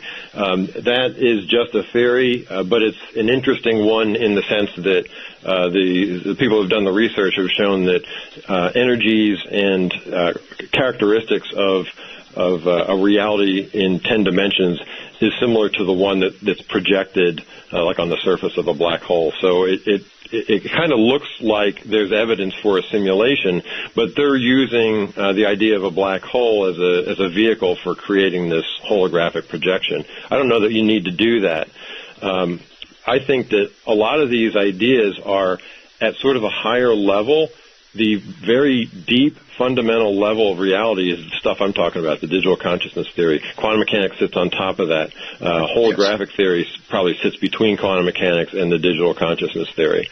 Oh. And stuff like, way up high are things like, The Secret or placebo effect. And those are all explained by the holographic theory, which is in turn explained by digital consciousness theory. Thank you so much. Shout out. We all love you, Rhonda, and thank you for answering my questions. That was wonderful. I appreciate it. Okay, Robert, thank you for the call. Can I ask a really dumb question? Oh, Art, there are no dumb questions. Where the hell is the cloud? And I'm talking about the cloud. Everybody talks about the cloud. Well, obviously the cloud can be nothing more than super servers somewhere. Where's the cloud? What's a cloud? The cloud that I'm referring to, you mean? No. Consciousness cloud, or the cloud that the cloud that my iPhone 6 reports to. Oh yeah, they're super servers somewhere. They're sitting in Amazon's data servers or other places. They're in big computer banks, sealed facilities. Yeah, exactly. All networked together, but all protected. I mean, everybody just throws that phrase around the cloud like crazy, and I don't know where the cloud is, actually. It's kind of funny because I could have like a mini cloud in my closet by having like a backup server that I'm storing movies on or something like that. It's no different than the other cloud. That's right. That's right. I mean, we all think of it as godlike. Nothing can ever disappear in the cloud, and maybe it can't. I'd love to have that explained to me. All right, overseas somewhere, Daniel, you're on the air. Hi, guys. Hi, where are you, Daniel? Yeah, I'm calling from London. London, England. Okay. Great. I've got so many questions to ask you guys, but the main one I really want to know is, if you look at the history of humanity, there seems to be kind of patterns emerging in relation to revolutions and wars and so on. I mean, how far do you think we are away from, say, like a humanity-changing event? And have you looked into kind of patterns of, currency wars, world wars, trade wars, and so on? And what do you think is coming up next maybe year to 3 years? Question. Yeah, definitely there are patterns in a couple of levels. There's, I'm sure you're familiar with the Hegelian dialectic, where you've got some status quo, and then there's some disruptive,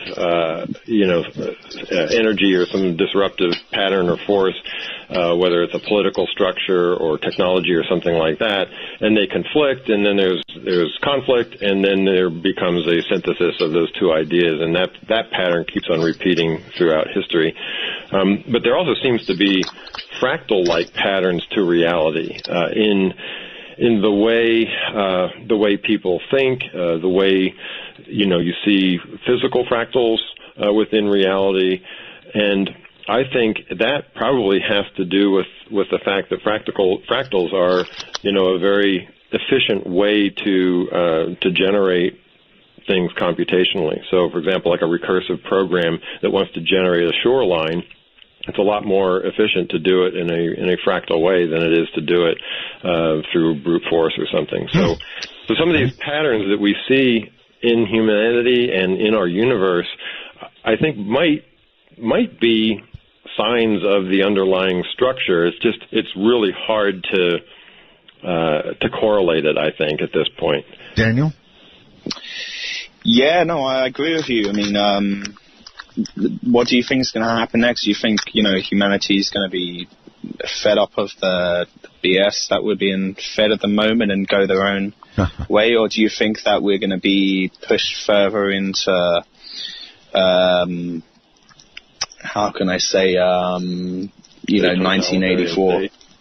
Right. No, I think the former. I'm sure Art will say I'm overly optimistic here, but I feel like humanity seems to have, at its core, the ability to band together and come up with creative ideas. Whether you call it tapping into global consciousness or community effects or something like that. And so shared economy is one of these things. We're toppling big companies by giving away patents. Tesla gave away their patents, which just scares the heck out of other automobile manufacturers that are holding on to their patents. And it's a whole different way of being, and it runs completely counter to the authoritarian, totalitarian types of mentality, and it seems to be gaining strength. So, if anything, I think we would be headed more in that direction and less in a totalitarian direction. So, proof of your optimism. Okay. Michigan, hi, you're on the air with Jim. Hello? Hello in Michigan, I can hear you. You got a speaker, I'm moving on. It's out of Georgia. Georgia? Well, it says Michigan here. Oh, okay. Anyways, I was just wondering, I've been watching this little cartoon on Adult Swim, I guess. It's a Cartoon Network offshoot of some sort called Rick and Morty, and they usually reference a lot of sort of simulated realities. Right. And and coincidentally, I guess they reread an episode from the second season last night where I guess the main character, the scientist, creates like a mini universe and has to go into that universe to fix a problem. Right. But inside that universe, they created another universe, and they kind of go like 2 or 3 layers down. But I guess my question is, if these rules for sort of like evolutionary or sort of an evolving simulation, what are the odds, you think, that in each of these, or in a simulation, that there are sort of like, I guess, like inherited traits from, I guess, the parent universe into the children universes, I guess, that are inside those universes? Boy, I don't know if I got all that. Did you?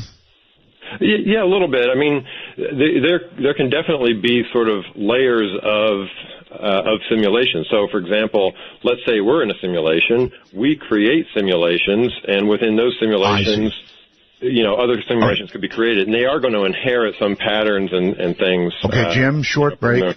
Hold your thought. Short break. We'll be right back. This is Midnight in the Desert. Join us.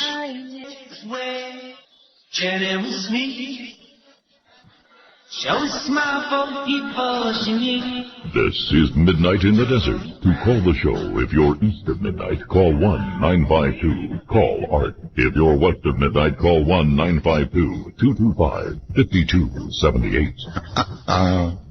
Yes, well, this is a very, very, very interesting discussion. We are discussing the Matrix, in effect. Jim Elvidge is our guest, and he obviously knows what he's talking about. If you'd like to join the discussion, please feel free to join us on Skype at MITD51 or outside the country, MIDT55. And, of course, somebody wrote to me and said, well, Art, there's no single cloud. Cloud equals servers working together, looking like one computer. Many have their own clouds. They configure servers as clouds to obscure details and pool resources. It's a buzzword. Yeah, I know that. But still, somewhere, I picture a super secret room with a James Bond-like lock on it, and it says the cloud up there, right? I'm sure somewhere there is that. I hope. I think of it. Anyway. All right, so Jim, welcome back. Thank you. Here comes a call for you. Jim, outside the country somewhere, I guess. Hi, Jim. Hello? Going once. Hello? Yes, hello. Hello, how are you? I'm quite well, thank you. Where are you? Probably... I'm in South Australia. South Australia. Okay. Yeah. Welcome. Hey, Jim, great show. I was wondering, have you heard of the Roswell alien interviews? A bit woo-woo. Maybe not in your Jim, get good and close to the mic. You're breaking up on us a little bit. Have we heard of the Roswell what? Interview? So much about Roswell. Which one? Yeah, there's one with a lady called Matilda O'Donnell McElroy, and it's kind of, there's some similarities there between what Jim was saying and about these guys and what this alien was relating to her regarding souls being recycled and things like this, and it's just sort of struck a bit of a chord with me. I mean, I'm not saying, that story's true. It could be okay, listen, Jim, you're going to have to work a little on your Skype connection. You're like cutting in and out, but you raise a good point. Honestly, you do. So let me pick up on something you said anyway. Jim, earlier you were talking about, you actually mentioned reincarnation, didn't you? Yes. Souls being recycled. Mm-hmm. I think it's probably a core part of this idea. But, okay, wouldn't there have to be new souls at some point being generated to account for, the now 7 billion people on the planet? Well, it could be. I mean, this big consciousness system, I'm sure, is huger than we can imagine, and probably has more space for as many souls as it needs. Maybe as more souls get generated, each one takes up a different level of percentage of the global consciousness system. I don't know that it's got some limit, but one of the things that I did think was kind of interesting is the idea that if you take a bunch of boulders and you put a bunch of boulders together and you can fit some pebbles in between the boulders and then you can fit grains of sand in between the pebbles, and those boulders could be like the human consciousness and the pebbles are more like a cat or something, and the grains of sand are insects and so forth. So an efficient way to subdivide your big cloud of consciousness is to have different species with different levels of consciousness all the time. I know it doesn't quite go to that question about new souls forming, but I think there's actually some speculation, some people who have experienced things where their soul has actually incarnated multiple people at the same time, and so it gets to be kind of an odd question, I suppose. It does. I still think of my geek up on Zeta Reticuli hitting F7 for a new soul. Of course, he'd have to be sitting there going like that. All right. The thing about UFOs, too, is that if you think about this model where we have this reality learning lab and it has rules of physics that we all recognize and follow and interact with, but because it is a digital system that is, that can generate pretty much anything, there can be things outside of the normal rules of physics that exist, or things that certain people can see and other people can't see. There's no reason why that couldn't be the case for whatever reason. So, I mean, example, with a virtual reality game or a massively online role-playing game, you would have to have a certain level of spiritual points in order to see the monsters. You know what I mean? So this, all of this could be part of the reason that some people see UFOs and some don't, or that they seem to behave, counter to the laws of physics. Good point. Sean, hello there. Yeah, hello. Sean, you're in kind of a noisy location or something. Where are you? I actually sit on my balcony in Japan. There's construction going on, so I apologize for the background noise. Oh, it's all right. If it's Japan, we'll put up with it. Go ahead. All right. Yes, sir. My niece and nephew play a game called Minecraft quite a bit. Oh, my daughter plays it. Oh, they love it. And anyway, well, they've been getting into a little bit of science with their junior high school classes where they build like electrical circuits and even computer circuits within the game itself, which it kind of acts like a, emulator for... you remember the old Heathboard kits? Mm-hmm. Well, they do kind of the same thing, but they do it in Minecraft. They use games mechanics, build clocks, and even whole computer systems. Well, that is just within the game itself, and the game is just one encapsulation of the world. I just had a mind bender of a thought. What if this matrix you're talking about is just one encapsulation among many, and whoever's, or like one matrix among many, 6 billion people in one world, but another, I don't know how you put it, universe, there's 6 billion other people, and they're living out their entire thing, and our masters, or whoever's running this whole system, are just running entire, huge farms of stuff. That what would you call that? Outer reality? Well, no, that's a terrific question, and I can definitely imagine. We talked about this reality learning lab. That could be just one segment of the organization of the global consciousness system that we all attach to, and there could be another reality learning lab right next to it that another set of souls attached to, or whatever. So. Yeah, definitely a possibility. Tom Campbell kind of formulates this a little bit, and he calls them physical matter realities and non-physical matter realities, and has a whole big picture of what could be.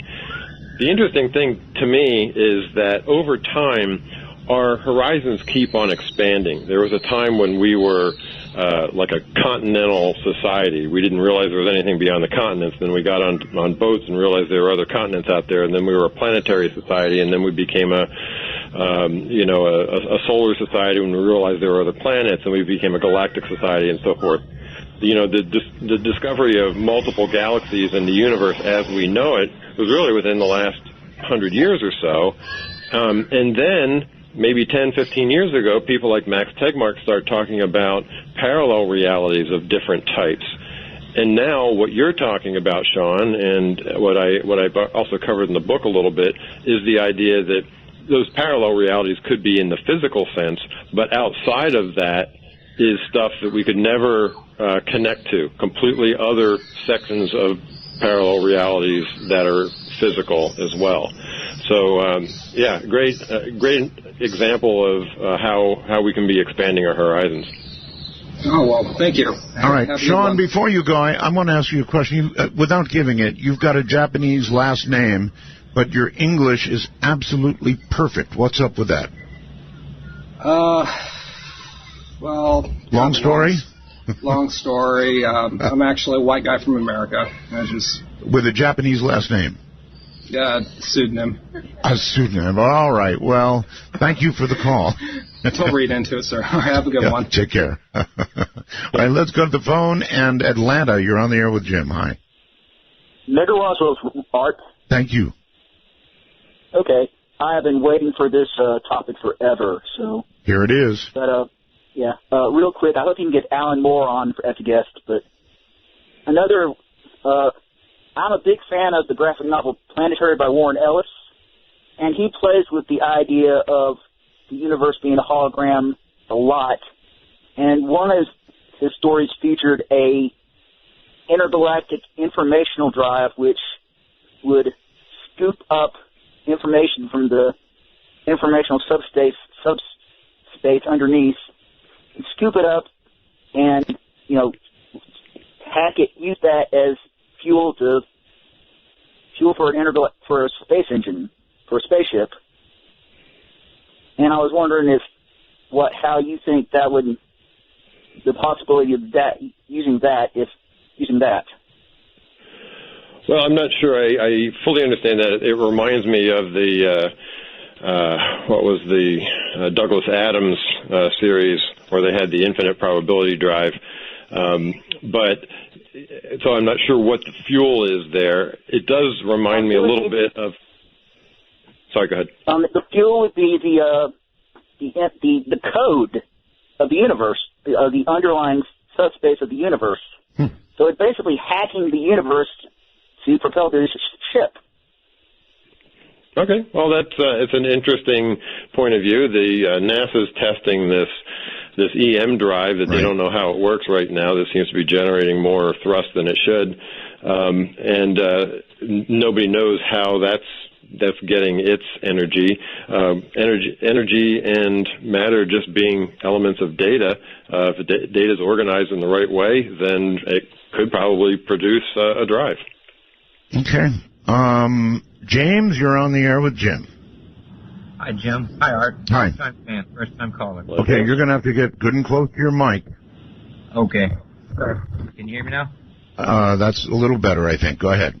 All right. I'm just wondering if you've ever heard of the Law of One series, because this sounds awfully like that series that was it's supposedly a channeling of a million-year-old plus entity called Ra, and he talks all about this stuff. And I know one of your buddies, I forgot his name, David Wilcock, talks about the Law of One a lot. But you should really check that out because it had some insights, and people choose to believe in a lot of things because it's so like. I should say I'm a very analytic thinker, and it's like religion and science put together, but it talks exactly like you're talking about. You might want to check it out and get some insights, at least some food for thought for later on. So, all right. There you go. All right. Appreciate it. Thank you very much. Thanks for that, James. Yeah, I always look for sort of confluence of ideas, and there are tons of them. So that's another new one. That's good. Okay. Outside the country again. Marty, where are you? Morning, Art. I'm in Bristol in the... Oh boy, more trouble with Skype. You need to speak up right into the mic, Marty. You're in Bristol? Yeah, I'm in Bristol in the UK. Is that sounding better? No, it's not really very good. Marty, do you have a headset mic? Hold on. You see, if people would call with a headset mic, it would sound so much better. Just in case he has one and plugs it in, then... I'm using my Bluetooth. No Bluetooth. Get rid of the Bluetooth, Marty. Go to the phone. Okay.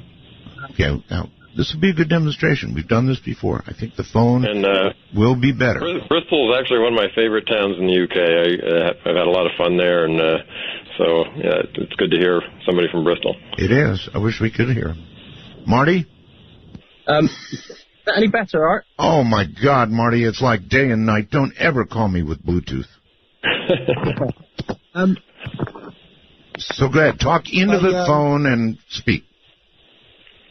Is that any better? Go. I had a thing that just popped into my mind earlier. It was something John Lear said some time ago. Yes. It was about the soul recycling thing, and he said, this was going back years ago now, that there was a machine that takes care of all this recycling business. I believe he mentioned the moon, didn't he? That it went to the moon? That's right, yeah. And he said the actual machine was faulty, and that's why a lot of people these days are saying that, they're born into the wrong body. And, some people believe they're actually females or males, and they're trapped in the wrong bodies, if that makes any sense. It's actually a very interesting thing to suggest as relates to this topic, yes. Yeah, and actually, I'm sorry, go ahead, Marty. Was there more to the question? I was interested on your thoughts on that, really. Yeah, sure. To be honest, my thoughts are that the whole, soul recycling being on the moon is a bit odd to me, and it's a kind of a one-person view of how this might work, as opposed to, the greater system that I've been talking about is really consistent with a whole lot of other cultures and views. But that said, people who have experienced, say, past lives or tapped into these kinds of things do say that when you recycle, you may go from being a male to a female, or vice versa. So it's perfectly possible that you're used to being a male, and now or vice versa, in your next body is the opposite gender, and it doesn't feel quite right to you. As a matter of fact, generally, Jim, from birth or from the moment that a person can relate their sexuality or their feelings of their sexuality, they're saying, I'm in the wrong body. Mm-hmm. Yeah, it might not be what they were expecting for one reason or another. And one of the things I find kind of interesting is the whole nature versus nurture argument, especially as it relates to identical twin studies. So identical twins who have not been separated grew up with the same genetics or nearly the same genetics in the same environment, and yet one of them has one set of values, the other has another set of values. Mm-hmm. One of them is homosexual, the other one's heterosexual. Mm-hmm. You know, what explains these differences it could be something that it's more the soul. It's more, their, innate nature and where they were previously, or their whole history of their soul evolution could be completely different than their sibling. Fascinating. Maybe we could just call it a recycling error. We could do that. All right, on the phone, you're on the air with Jim. Hi. Hi, Art. How are you doing? Very well, thank you for taking that call. And I don't know if you remember, but I've called before about this very topic, so I'm really happy and excited to have tuned in today to listen to Jim talk. I just have two brief questions. My first question is about whether or not, Jim, I'm sorry, if you've read or heard about, these findings about quasars and the way that they're aligned. There was an article a while ago that was talking about their alignment not lining up with how scientists had predicted, that they seem to be aligned not randomly but connected, despite the fact that they're many light years separated from each other. And if this has any, impact on your studies. Okay, well, do you want me to take that one first, or? Yeah, please. Yeah, so I have not read that. I do remember when quasars were first discovered, the speculation was that they were something very different than what they think they are now. I think it was, considered to be like a big chunk of primordial fireball or something like that. And over time, they've realized that, no, they're not. They have a more mundane explanation. So this alignment could be significant in the sense of, a structured universe or a designed universe, but it could also be something that's well explained by, for example, the fact that the universe is, the physical universe is much larger than we think it is, and therefore we see patterns that shouldn't be there if it was smaller. I don't know if that makes any sense, but so there are certain patterns that they've now attributed to the likelihood that the universe is a different size than was originally thought. Yeah, I think that makes absolute sense. And one of the more fascinating things is that there seems to be this, I don't know if I would call it planning, but this sort of like perfect order about how things line up on the different filaments in the universe. And, with the way you get down into, the extreme micro scale with like Planck length and the size of things, it seems as if there's, this sort of perfect structure or something approaching perfection that may not be accidental. But my last question is a little bit more lighthearted.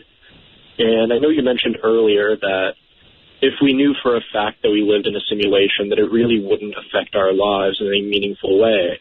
And I disagree, I think, just in a matter of degree, which is, what do we do if we know that we're in a simulation? And some people online had mentioned, I think that the solution would be to work very hard to make our own simulation, so that way if anybody above us is ever watching us, they'll see that we have a simulation, and then they'll have this existential moment of crisis where they're going to feel like they can't pull the plug on us because then maybe there's something above them, and then you get turtles all the way down and all that. But that was my last comment. Thank you so much, Art, and shout out to the Art Bells Men in the Desert Facebook group. It's the best group around. And all right. Thank you. All right. Thank you very much. There are all these groups that spring up that support the show. Thank you all. If I may, Art. You may. on that topic, what he talked about was one type of simulation, the kind of simulation that I'm referring to that has a greater purpose and has a reincarnation and everything. That there is something to understanding and believing in that idea, that it can be significantly changing to your life and to your outlook. So, for example, you realize that, we're no longer in this hedonistic survival game that's based on fear and scarcity of resources, and therefore, as a result, we have better treatment of and respect for fellow humans and other species. If we knew that souls are independent of real religion or region or something like that, we'll be less likely to conduct wars. So I think there is, it does matter, in this model, really, to me, is the only thing that makes sense. It explains quantum mechanics anomalies. It explains almost everything. And if it is true, then, it's actually kind of an inspirational idea. All right. That in mind, here is somebody for you on Skype who calls himself Crypto Lord. I don't know if that was just for today's program, but you're on the air. That's actually Phil, Art. That's my nickname I use in a lot of the games I play online. Okay, Phil, well, that's all I can see when you call, buddy, so to me, you're Crypto Lord. Yeah, I hope my Skype's working right now because it was cutting in and out. I had to call back in because the call got dropped a few minutes ago. All right, we'll proceed. I like Crypto Lord better, so I'm going to use that. Yeah. With what's the discussion that's going on tonight, is there a possibility that when we go to sleep, that our dreams are not our own? That possibly these dreams are being interjected into our minds by this possibility of a matrix. Well, that's double trouble. It's possible that even when we're awake, it's not our own. Jim? Well, it's a beautiful question because, we could really dive down into what reality is and what consciousness is and how dreams relate. To me, dreams aren't that much different than the waking state. It's a subjective experience. And people have a pseudo-consensus reality when they have something called mutual lucid dreams. Lucid dreams are when you can control your dream and basically dream what you want to, carry out your own kind of fantasy. Right. But mutual lucid dreams happen between people who could be separated by miles, and they're experiencing each other in the dream and experiencing the same environment and that kind of thing, and then they write their notes down and compare them later on. So experiments have done where mutual lucid dreams have actually been sort of, initiated between people. The Monroe Institute has done this. I've had a mutual lucid dream with somebody once too. So the dreaming aspect it's another subjective experience using the same constructs that our, physical reality uses. Crypto Lord? I guess we just hope that somebody doesn't throw the switch and turn everything off. Yeah. I don't think that's going to happen. Well, one good thing about it, Jim, if it does, you'll never know it. It'll just be, lights out. Right. Lights out. Okay, Crypto, thanks. Thanks, Art. Take care. Very quickly, Goldendale, I think, Washington. Hello. Hello. Hello. This is John. Hey, John. And hello, John. I have. Am I online? You are. You're on the air, John. So go ahead. Okay. So I have visions. Good. And they're like information visions. Yes. So I would have like a picture that would come into my mind. Yes. And then there's an idea that I can explore dimensionally. Okay. And I had one related to the subject tonight. And it showed you what? What I saw was, we think of like black holes being something that's like a million light years away in the center of the universe or something. Not that many light years, but yes. But whatever. Long ways away. Yes. But they don't have to be like giant objects. They could be very small. We have telescopes that would seem to indicate they're large, but go ahead. There are mini black holes. There are. Yes. Well, the vision that I had and the idea that I was able to explore within that was that each individual is a black hole, and that we're closely associated. Black holes absorb everything that comes near them, and I don't know as individuals we're yet capable of that. Well, what I was thinking was there's an event horizon on the black hole. Yes.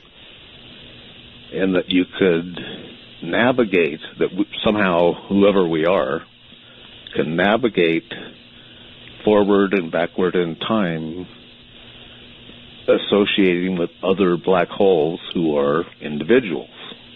Well, there certainly is a theory that if you enter the event horizon of a black hole, you may well travel back in time, or you may be scattered forever. I don't know, Jim? Yeah, I mean, it sounds a little bit like the theory of the holographic theory of the black hole event horizon mapping to a reality. So I'm not sure I think there's much evidence for that other than sort of a mathematical match. But that's an interesting idea. Did you hear the story I had on at the beginning of the black hole that spit something out? Oh, I did. Yes. Whatever got spit out of a black hole, I don't want to meet. Boy, sure. I thought that was virtually impossible, and yet 2 separate NASA telescopes verify that it happened. Yeah, if I remember right, isn't Hawking radiation something that is slightly below the surface of the event horizon, but due to quantum mechanical probabilities, it exists also on the outside of the event horizon? Right. That's right. So theoretically, that's also something that is, coming out of the black hole. But this is something different you're talking about, right? Well, I don't know what I'm talking about. I just read the story that said that NASA had 2 telescopes and actually observed something getting spit out of a black hole. And I don't think ever in all the history that I can recall I've ever heard of such a thing. But, and if it was observed by 1 telescope, you might question it, as some aberration. But they saw it on 2 separate telescopes. Supposedly, nothing comes out of a black hole. Yeah, and supposedly we can't go faster than the speed of light. And I think, I think a lot of these laws are made to be broken. Yeah, it's like what comes into Vegas stays in Vegas, only... No, that doesn't work at all. We're going to have to break here. Everybody stand by. What a program, huh? This will take about 3 shows. Oh, it sounds funny, but I just can't stand the pain. Girl, I'm leaving you tomorrow. Seems to me, girl, I said no one take your place. And if you get hurt, by the little things I say, I can put that smile back on your face. Take a walk on the wild side of midnight. From the Kingdom of Nye, this is Midnight in the Desert with Art Bell. Please call the show at 1-952-225-5278. That's 1-952-CALL ART. Jim Elvidge is my guest. What a wild show. I could use 3 more shows like this before we'd even begin to get a good understanding of what this is all about. Maybe there's a cosmic reset button up there. One of these days, my little buddy on Zeta Reticuli will push reset. And the next thing you'll see, some real good-looking gal offering some guy an apple or something. And there we go again. Let's go overseas. Jasmunda in Australia. You're on the air. Hello. Hi, Art. Hi.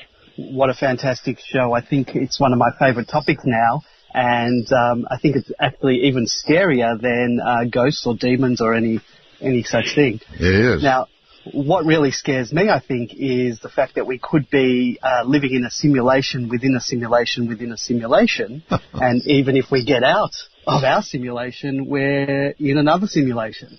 Now, do you remember or recall a Star Trek: The Next Generation episode where Data was on the holodeck and he used to play Sherlock Holmes fantasy games or whatever, and he had a nemesis, Moriarty, and Moriarty became self-aware, and the whole episode ended up with him thinking he escaped the holodeck, but really he was just within another simulation. And I think that concept scares me the most. Within, Jim? Yeah. Yeah, so why does that scare you? I don't know. I just, I think it's just scary to think that, one, that we could be living in a prison, so to speak, and even if we got out of the prison, well, we're still in the prison. Well, Australia, it shouldn't scare you. Australia originally was a prison anyway, right? That's true. As long as the life is good, then, well, maybe it's not so bad being in a prison. So, yeah, I guess one thing I'd say is that most of us don't feel like we're living in a prison now, and certainly the reports from people who have had near-death experiences is that that's not a prison, that's a wonderful, wonderful place. But even when they're in that place, they still want to get back into reality and experience more of the physical reality. So, of all the research I've done, of all the people who have experienced these kinds of things, I haven't really found anybody who doesn't want to continue living in the simulation if that's what it is. Boy, I got to argue with that one, Jim. I mean, all we ever hear about are the ones who say, either I was told by the being that I have to go back, or the ones who said, I want to go back. Now, the ones who said, oh, the hell with that, let's go to the light, let's keep going, we don't ever hear from them again. Because what they've done is reincarnate. That's right. If they go to the light and they either stay there or they reincarnate. Yeah, that's right. You're not going to hear from them again. That's right. So the only ones we hear from are the ones who either are told to go back or want to go back. Jazz, would you say that's correct? Well, perhaps the light that everyone is seeing is the spotlight the prison guards are shining on them, and the ones that continue towards the light get shot, and the ones that go back are the ones that go back into the prison. Maybe, but why would all the people who see the light have this overwhelming feeling of positive experience or of euphoria? I wouldn't get that from a prison light. Probably not. Thanks, Jazz. Thank you. See you later. Yeah, it's pretty good. It's a good topic, no question. Hans, hello. Oh, hello. How are you? Very well, thank you. Oh, good to talk to you. I saw a video on YouTube a while ago about some lady and talking about her experiences on LSD and explaining that her and her friends were very heavy into LSD at one point in time, and they were able to communicate non-verbally and hear each other's voices in their head by using heavy doses of LSD, and they said they confirmed it by asking each other to perform different things, like picking their hands up or winking an eye or vice versa. I don't know. That's pretty heavy duty. Jim, you want to tackle that? Oh, sure. Yeah. No, I've known of people who have both independently seen families of aliens at a swimming pool while on LSD. So, I'm not one who uses this kind of thing, although I have had an experience with DMT, which is, very, very different. But some of the research does say that, the brain is kind of like a radio, and you can switch into different realities. And, there might be shortcuts of ways to be able to connect with people or tap into different realities. I wouldn't recommend doing that, but for those who have experimented with it, Rick Strassman did some great research on DMT, and most of the people who experienced that in a clinical environment felt that the reality they experienced on DMT was more real than the one that they normally live in. Holy smokes, Jim! You did DMT in a clinical environment? Not in a clinical environment. Not so much, huh? That'll be another show. We'll do a whole other show on that. Interesting. Oh, I had no idea. The things you learn about scientists. Caller, anything else? No, that was it. Thank you very much. Boy, that was enough, too. All right, thank you very much for the call, and take care. Let's go to, I don't know, Marion in Romania. Doesn't sound like a good connection. I hear an echo. Well, I wonder, what if all celestial bodies are alive, and we are just a parasitic life form on it, and on many layers? I mean, like human, animals, bacteria, whatever. And all these celestial bodies being probably very powerful entities, they can create multi-dimensional realities, which in our understanding are sort of fiber optics communication, so to speak. Or a parasitic lifestyle. That's interesting. So is your question about whether or not celestial bodies have consciousness?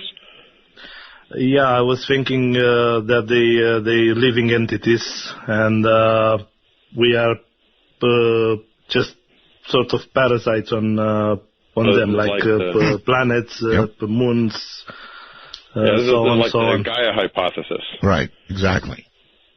Yeah, and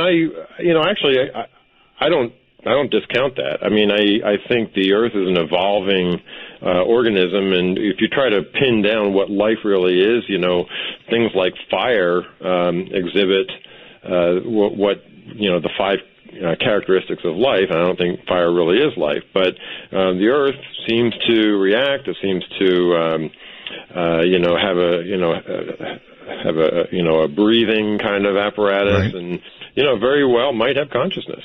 I don't totally discount that. Okay. To the phones. You're on the air with Jim. Hello? Hello. Go ahead. Hi, Art. Hi. Jim. I'm Ted, calling from Tracy, California, and I had two questions, but if you don't have time since the end of the show, I can just ask one.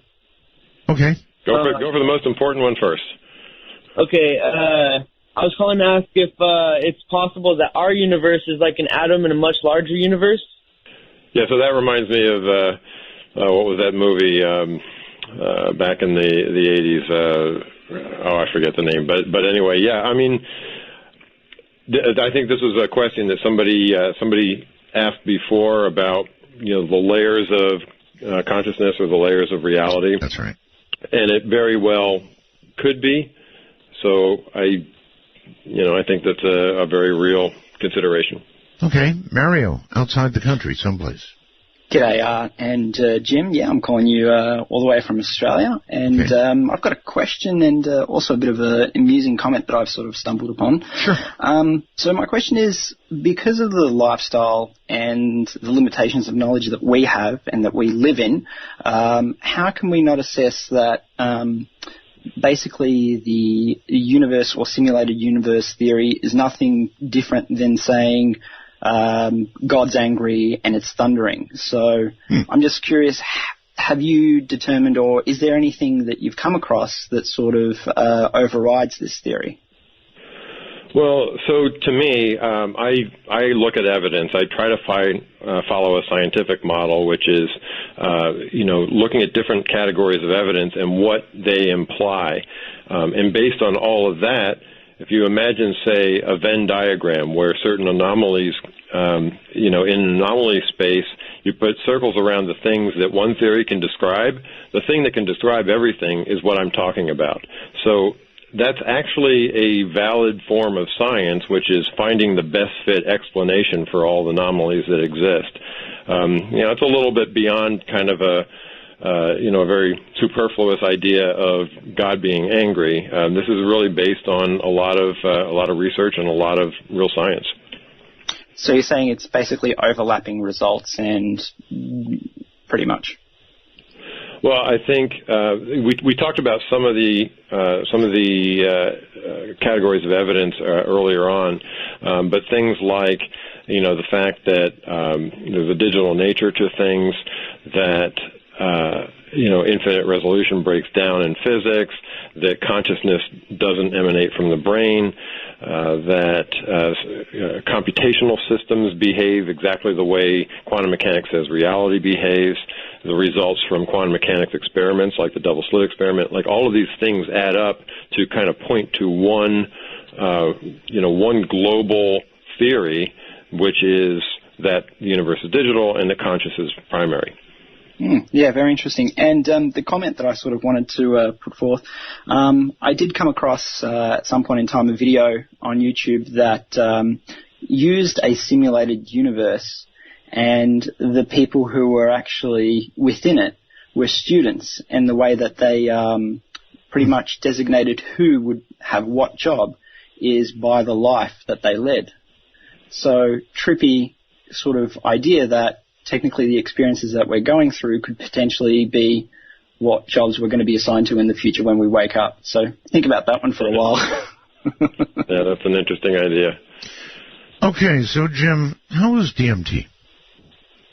Well, boy, I probably shouldn't have even said that, but I guess, now that the cat's out of the bag, basically it's kind of the way it's described. The reality that I was able to observe visually completely went away, and a new one took its place, and the one that took its place was very fractal. It was beautiful. It was unfolding colors, flowers, geometrical patterns, like fractal patterns. But at the same time, I was fully conscious. I mean, I could hear what was happening around me. I could hear people moving around in the room. I knew exactly what was going on. All I had to do was get past the 2 minutes or 3 minutes that this experience took, and then I was just back to where I was before. So it was really an interesting idea. And there was somebody who wrote a paper on this. I think the guy's name was Gallimore, if I remember, where he looked at the patterns in the brain on DMT and not on DMT. Well, by the way, DMT is, other than sugar, I don't know, fructose or glucose, it's the one thing that passes through the blood-brain barrier. So it's like your brain craves this as much as it craves this one other chemical, glucose, that it gets its nourishment from. So it occurs naturally. It occurs naturally in the brain, and it's a mystery that some people say it changes the channel of your perception. Others say that it is just hallucinatory. It's hard to say. Did you feel any? Right. Look, I understand why you tried it. Did you come away with any insights? Did any channels get flipped? Not really, to be honest. And I was with somebody who actually did experience other entities. They talk about machine elves and these kinds of things. Sure. I didn't see that, but. Okay. All right, we're very short on time here, so we've got more shows to do, buddy. On the phone, you're on the air with Jim. Hello? Hi. Hi, I'm calling from Massachusetts. I have a question. If we live in the Matrix, can you speculate as to how we one day may escape it? I mean, if this is a construct or like a prison, right. I mean, could we one day escape it? And do you have any philosophy or ideas or concepts as to how we may one day do that? And do you have another idea as to where we actually could be in the time-space continuum? I hope these questions make sense. Art, thanks very much, and I look forward to your response. Thank All you. right. Bye. Okay, escape first, I guess. Yeah, so I think we're outside of the time-space continuum that we know of, because that time-space continuum is an artifact of the Reality Learning Lab, which is part of this system. So we really exist outside of that. Do we want to escape it? I don't know that we do. If we want to, I don't have a theory on how to do it, but again, like I said before, from the people who have done astral traveling or had out-of-body experiences or near-death experiences or past life regressions or whatever, there isn't a whole lot of desire to escape. Very quickly on Skype, Bill, you're on the air with Jim. Yeah, you had a guest on the other night, and when you talked about the cloud, Art, it made me kind of recollect. He said our long-term memory has a possibility of being stored elsewhere. And so that made me want to call in, and I'll take my comment off the air. I'm not sure what comment to give you, but Jim, are you? Yeah, so I think that there is some evidence that the brain's capacity is limited and that long-term memory. So, for example, if you add up the amount of bits that it takes to experience the full reality that we experience, all the information that comes in peripherally, subliminally to us, and records, the brain capacity isn't enough to hold all of that in a lifetime. And yet, some people are able, I think it's called eidetic memory, something like that. Mm-hmm. They're able to recall what they had for breakfast on a particular day and recall the scene around them. Some people are able to tap into, very much details around specific things, which tells me that they have access to everything. I wonder if that is a burden. It's got to be somewhere else. I wonder if it's a burden as well as a blessing. Might be. Can't imagine it. All right, listen, we could do, every line is full. My computers are going inside the country, outside the country. We could answer calls from now till doomsday, but we're done for tonight, Jim. I've got to have you back. There's so much to talk about. Would love to come back, Art, and I really appreciate that your calls came from around the world. That was really cool. Oh, yeah, that's what we do here. Thank you, my friend, and until next we meet, and it won't be long. Take care. Thank you very much. Bye. All right, from the high desert to the 25 time zones, circling around out there. It really was a good one. We got to do this again. Good night.